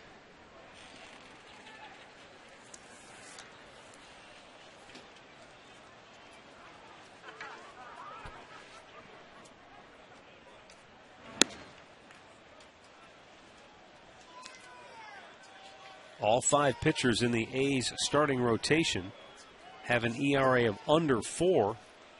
Vin Mazzaro has the highest at 3.56.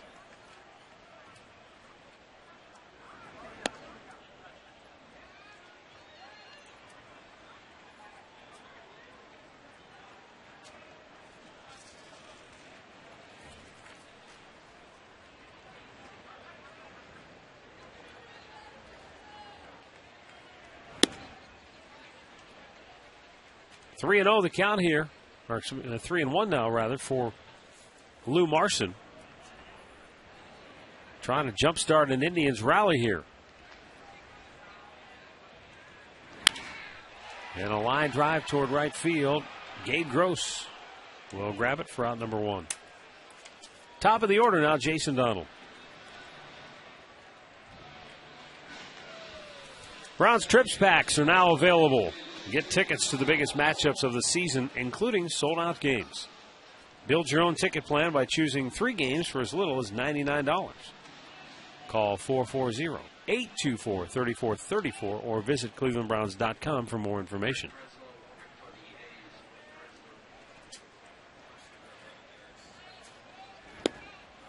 Donald looks at the ball down low.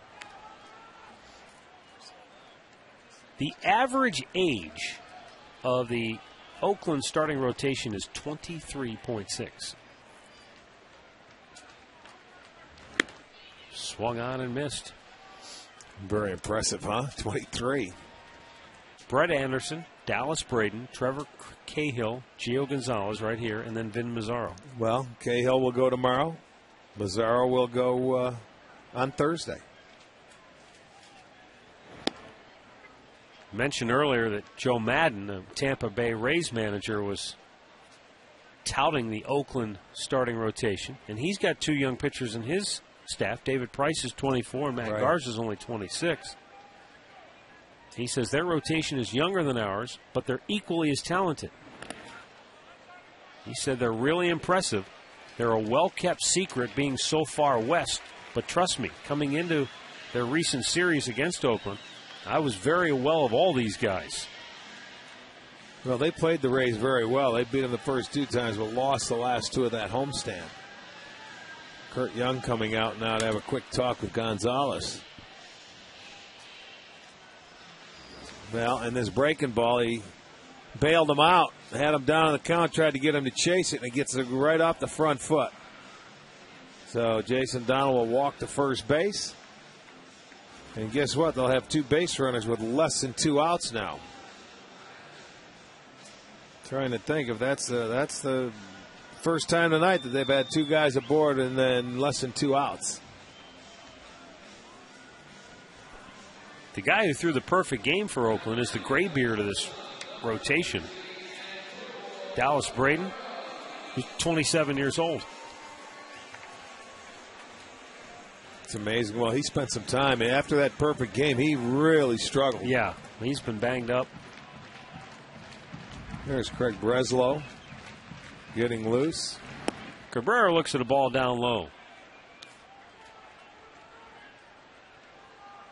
But this is the other thing you have to remember about young pitching. And I suppose it's something that we have to keep in mind with the Indians pitchers, especially the young guys that we're seeing for the first time. Gio Gonzalez was 7-11 with a 6.24 ERA in 30 games over the previous 2 years. This year he leads the team in strikeouts, innings, and has a 3.39 ERA. Yeah, that's well, he gets it. He's been around. He has bounced around a couple of times.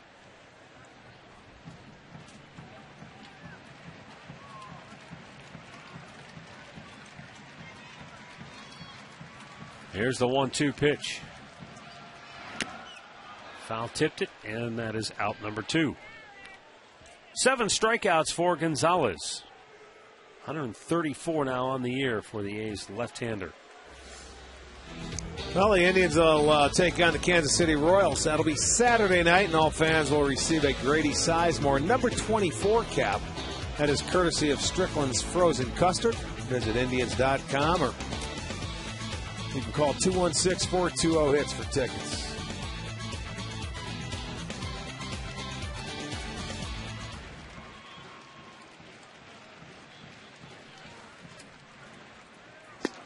Chu with a swing and a miss. I think the best compliment that was paid to this Oakland starting rotation was from an anonymous scout who said they pitch.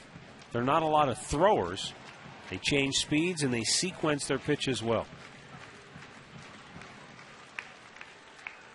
And the 0-1. Missed down and in.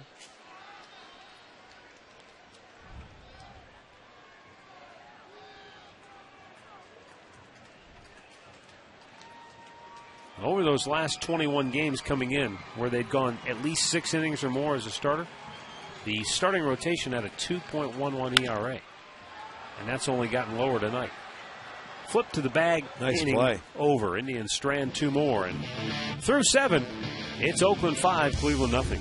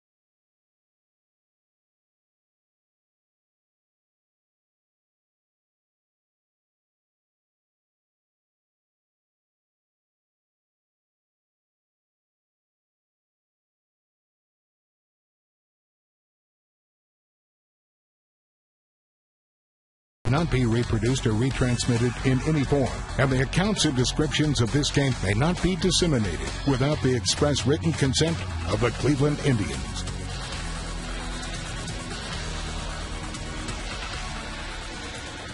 Five-zip, Oakland on top. And we move to the 8th inning of play. Mark Ellis, Gabe Gross, Rajay Davis will be due up for the Athletics. Right-hander Justin Germano.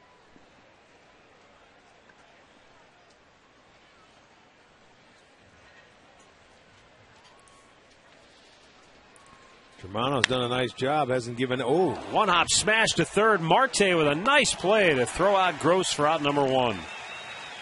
Boy, pretty play. That ball almost looked like it was by him. He snags it, comes up with it cleanly, And Andy Marte fires it out. This is going to be our McDonald's. I'm loving it.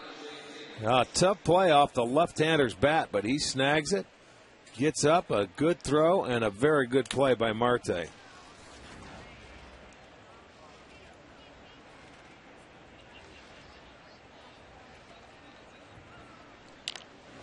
Breaking ball in for a strike.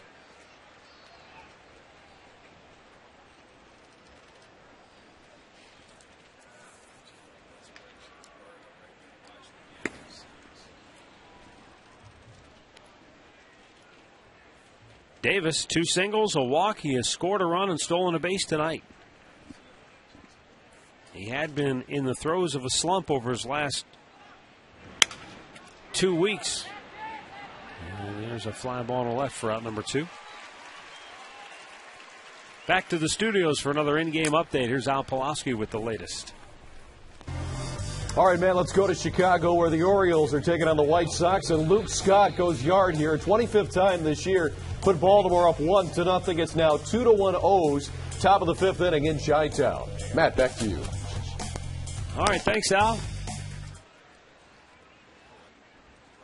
5-zip Oakland here.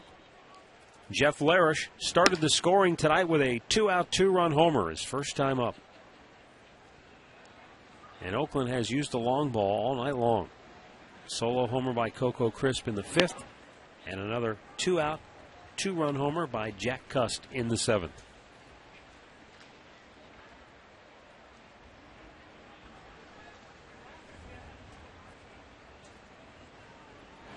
Off speed, misses. 2-1.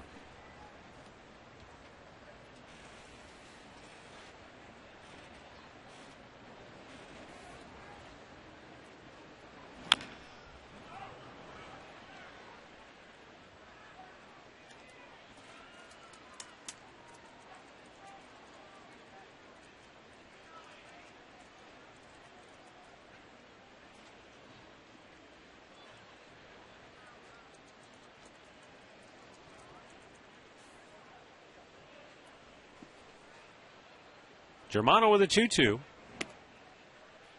Full count.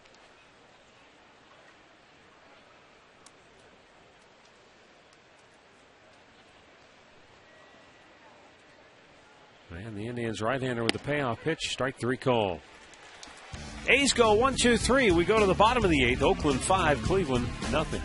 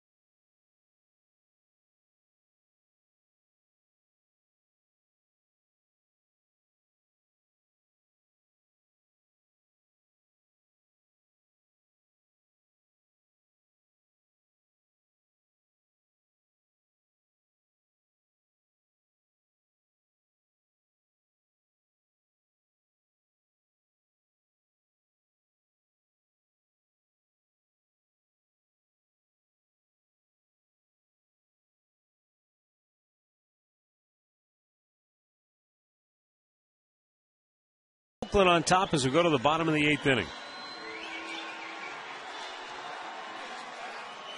Right-hander Michael Wirtz now on a pitch for Oakland in relief of Gio Gonzalez, who went 7, 5 hit, shutout innings here tonight. Wirtz appearing for the 39th time, a 2-2 record. 30 punch-outs in his 30 1/3 innings. And Kevin Kuzminoff is coming to play third base. Well, you mentioned he was struggling offensively as well, but he'll be back in there defensively now, late in the ball game. But they have a 5-run lead. 6 outs to go for the Indians, and offensively they have really been struggling. That series over the weekend in Detroit. Well, I mentioned in our open that the Indians have lost their last 4 series openers. Right. And in 3 of those games, they scored 2 runs or less. The only game they didn't was when they lost 14-8 to Oakland, to Baltimore. Right. But they lost 6-0 to Detroit, 2-1 to Kansas City, 3-2 to Seattle, and trail this one 5-0.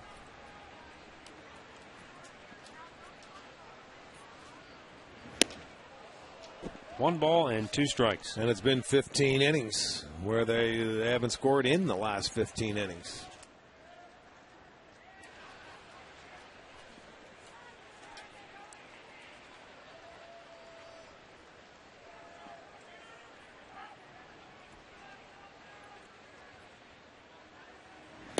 And he strikes out.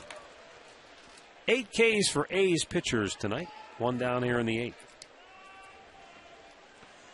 Well, step up to the plate for Big League BP. That'll be Friday, September 3rd, right here out at the ballpark. Take live batting practice from Large Lenny Barker. Plus, enjoy a meet and greet, dinner right on home plate after you're done. Tickets are on sale now.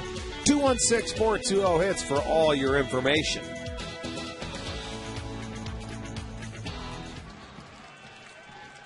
Jason Nix 0 for 3 this evening.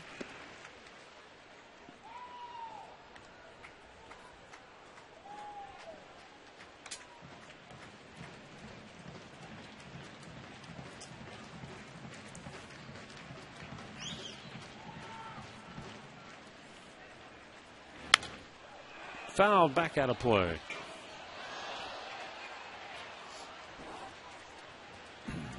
Mike Wirtz was originally an 11th round pick of the Chicago Cubs back in 1997. Native of Austin, Minnesota.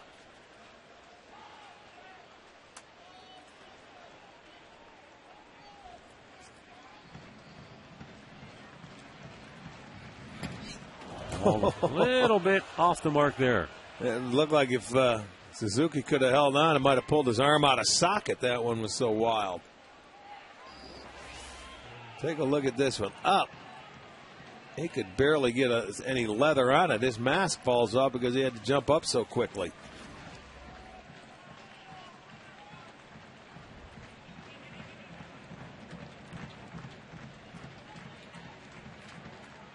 The 1-2 to Nix. Michael Wirtz, who grew up in Austin, Texas. Or Austin, Minnesota. That's about 100 miles south of Minneapolis.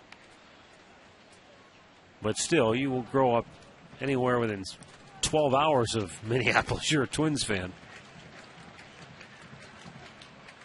2-2 pitch. Swung on and missed. Second strikeout for Wirtz. He was a big fan of those Twins in the early 90s. Kirby Puckett, Kent Herbeck, and especially Scott Erickson. That was his guy. When he was in high school, Michael Wirtz had the all-black glove, the all-black cleats. Oh, yeah. Remember, Erickson had everything blacked out on his gear. He was a good pitcher.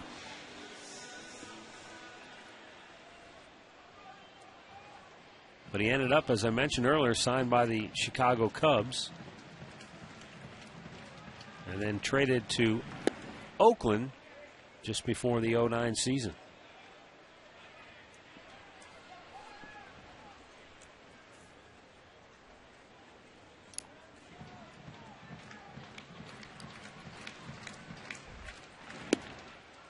One and one to count. Well, that vicious slider that he has is locking up the right-handers here in this inning.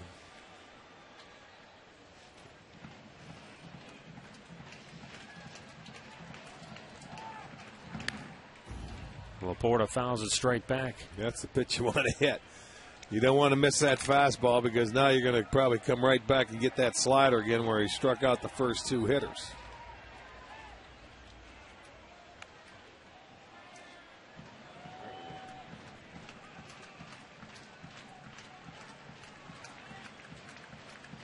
The set on the 1-2. A little bit high. How about this? You'll love this. When he was trying to find some work during one of the off seasons early in his career, he got a job selling Spam at the Mall of America. No way. There's a high drive deep down the left side foul. Yeah. He says the Spam Museum, which I didn't know there was one, now I do, is actually in Austin where he grew up. And it's also where Hormel Foods is based, which makes Spam. Okay. Did you ever have Spam before? Can't say I have. You haven't? No. You don't know what you're missing. Let's go talk to him after the game and get a can of Spam. Somehow I think he's moved on. Well, if it's from his hometown, he may have a few shares in the Spam. He does. Hormel. He does say, "quote It's probably the worst job I've ever had." End quote. Well, they didn't make him eat it, I hope. No. See, he was able to hold up. Almost chased after it.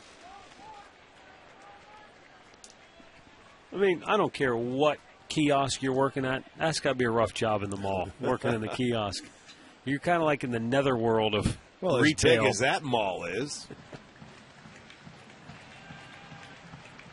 Now the payoff pitch to Laporta. Roped foul.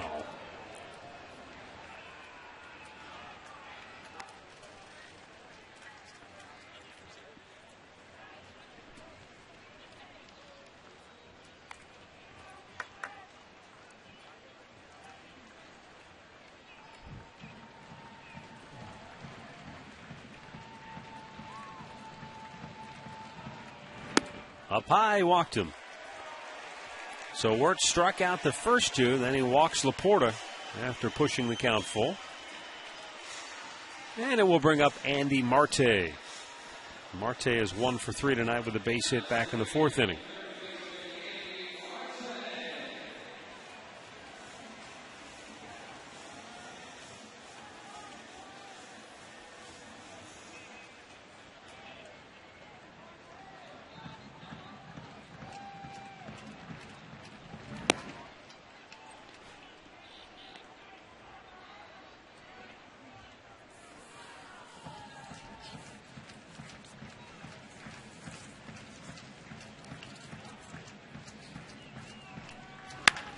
Ground ball, diving stop by Pennington. Long throw across, and he got him. Terrific play by the A's shortstop. It ends the 8th inning. And we'll go to the 9th. All Oakland tonight, 5-zip.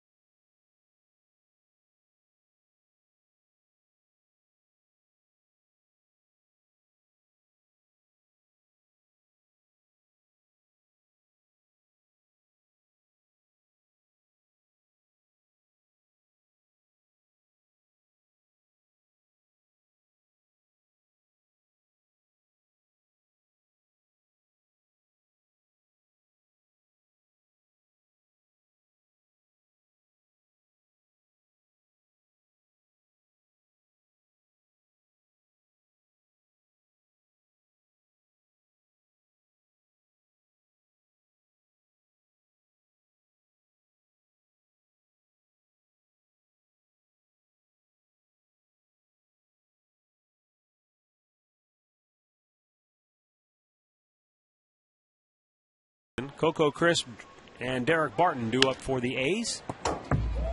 And Justin Germano staying on after retiring the side. 1, 2, 3 in the 8th.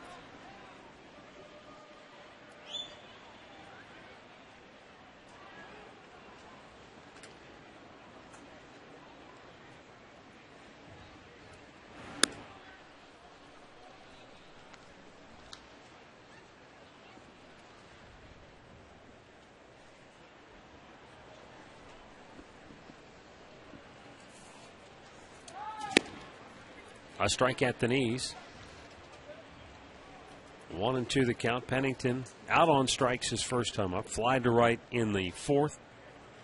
And a ground ball that glanced off the glove of Fausto Carmona in the 6th on to Jason Donald, who threw him out.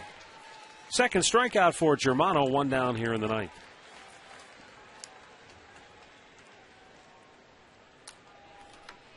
Unless the Indians rally in the bottom of the 9th, they are on the verge of being shut out for the 4th time by Oakland this year. Wow. That's right. They had them twice out in Oakland the very first time they faced them, once here.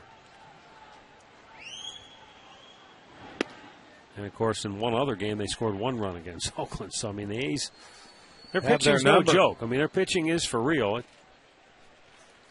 And the Indians have, unfortunately, seen it firsthand.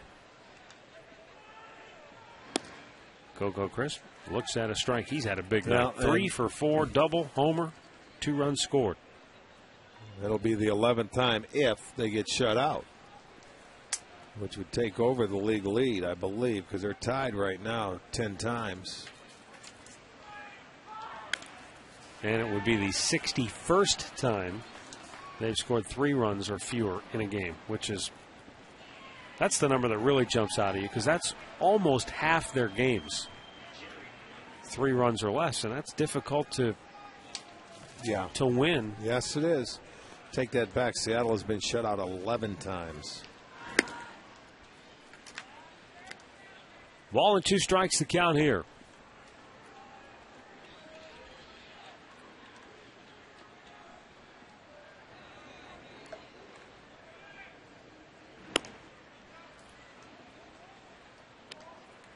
Two and 2 the count.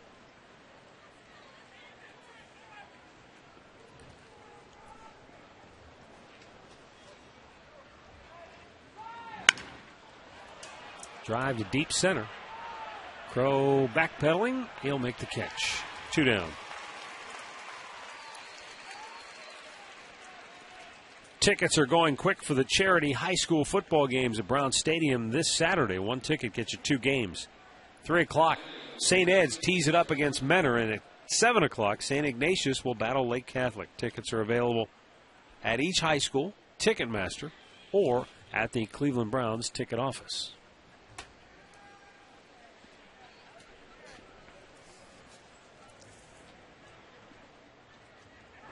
Derek Barton, a hit in 3 at-bats tonight. He has also walked.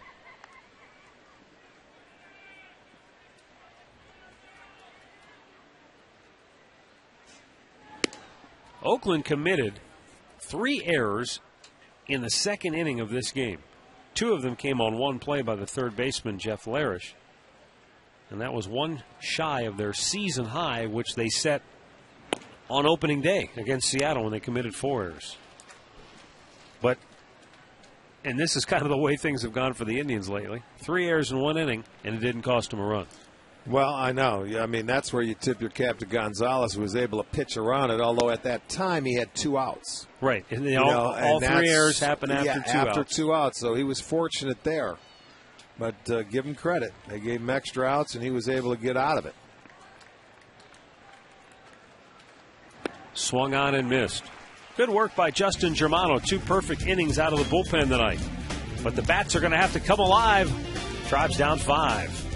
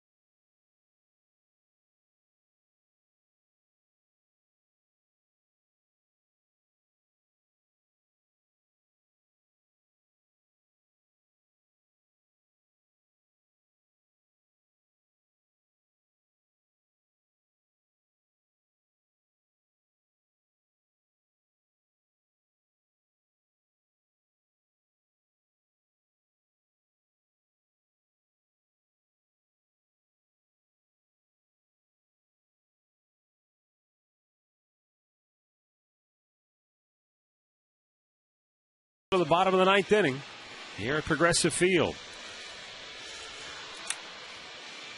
And Jerry Blevins on for the 55th time this year. 2 up, 1 down, ERA 4.02. He has struck out 39, walked 14 in 40 innings of work.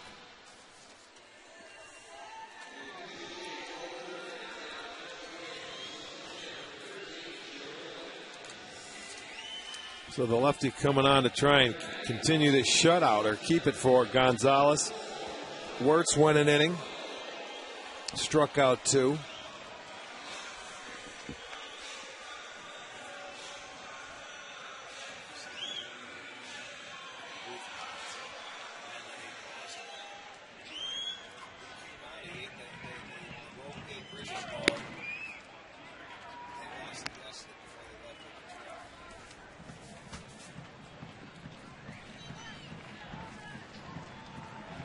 Jimmy Blevins, left-hander, was originally a 17th round pick of the Cubs out of the University of Dayton back in 2004.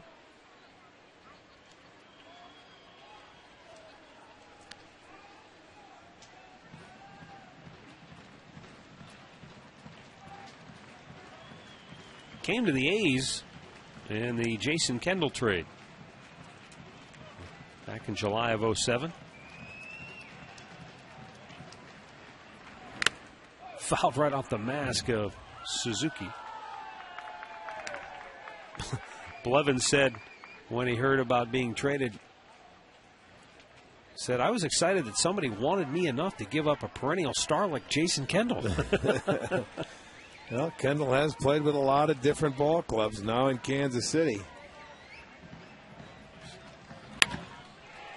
In the air, left center field. The speedy Davis runs it down. 1 away. Stick around after the ball game for the Conrad's Tire Express and Total Car Care post-game show. We'll take a look back at this ball game and get you set up for Game 2 in this 3-game series tomorrow night. And now we'll have the latest from around the major leagues.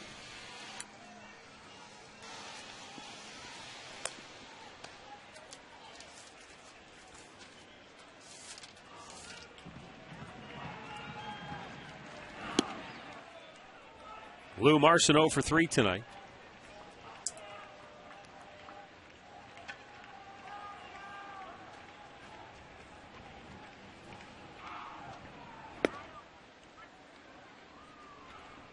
Now, Blevins is one of those guys who's listed. Now, I don't know how accurate this is. I'm guessing it's fairly accurate. But he's listed at 6'6" and 190 pounds. That looks like it, from where I'm sitting, looks like that would be tops. That's with sandbags in his back pockets. I mean, he is a rail. Yeah, he looks like maybe 165 pounds from here. 2-1 pitch. Bouncing ball hit to the shortstop, Pennington. He'll throw out Marson 2 down.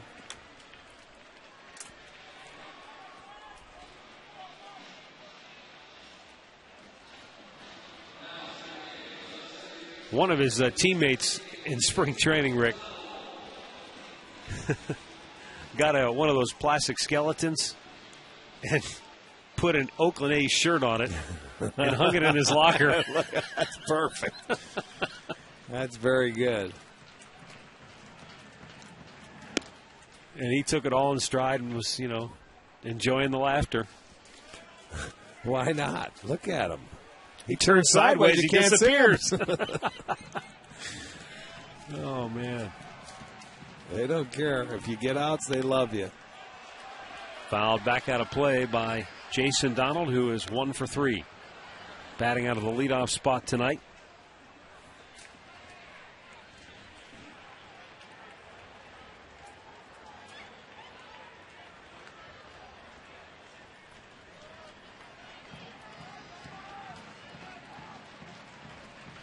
And the 2-strike pitch is a curveball that just missed.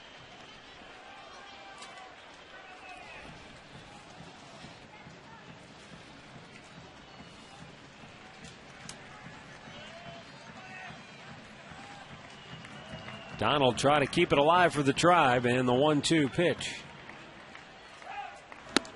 swung on and missed. He struck him out, and the A's take the series opener by a final score tonight of 5-0. Winning pitcher tonight is Gio Gonzalez. He is 11-8 now on the season. Losing pitcher is Fausto Carmona. He drops to 11-12. With the win, Oakland is back to 500 at 62-62. Loss drops the Indians to 50-75 on the season. Time now for our play of the game, brought to you by Key Bank. Switch to Key and get a free Sony Bloggy. Visit key.com/bloggy for details. Well, Gio Gonzalez and the A's, their staff, he is 3-0 against the Tribe this year, and he was out there dealing again. He had his 7 strikeouts. Excellent curveball for the 4th time this year. The A's shut out the Indians, and Gio Gonzalez is going to be our key bank, key play of the game.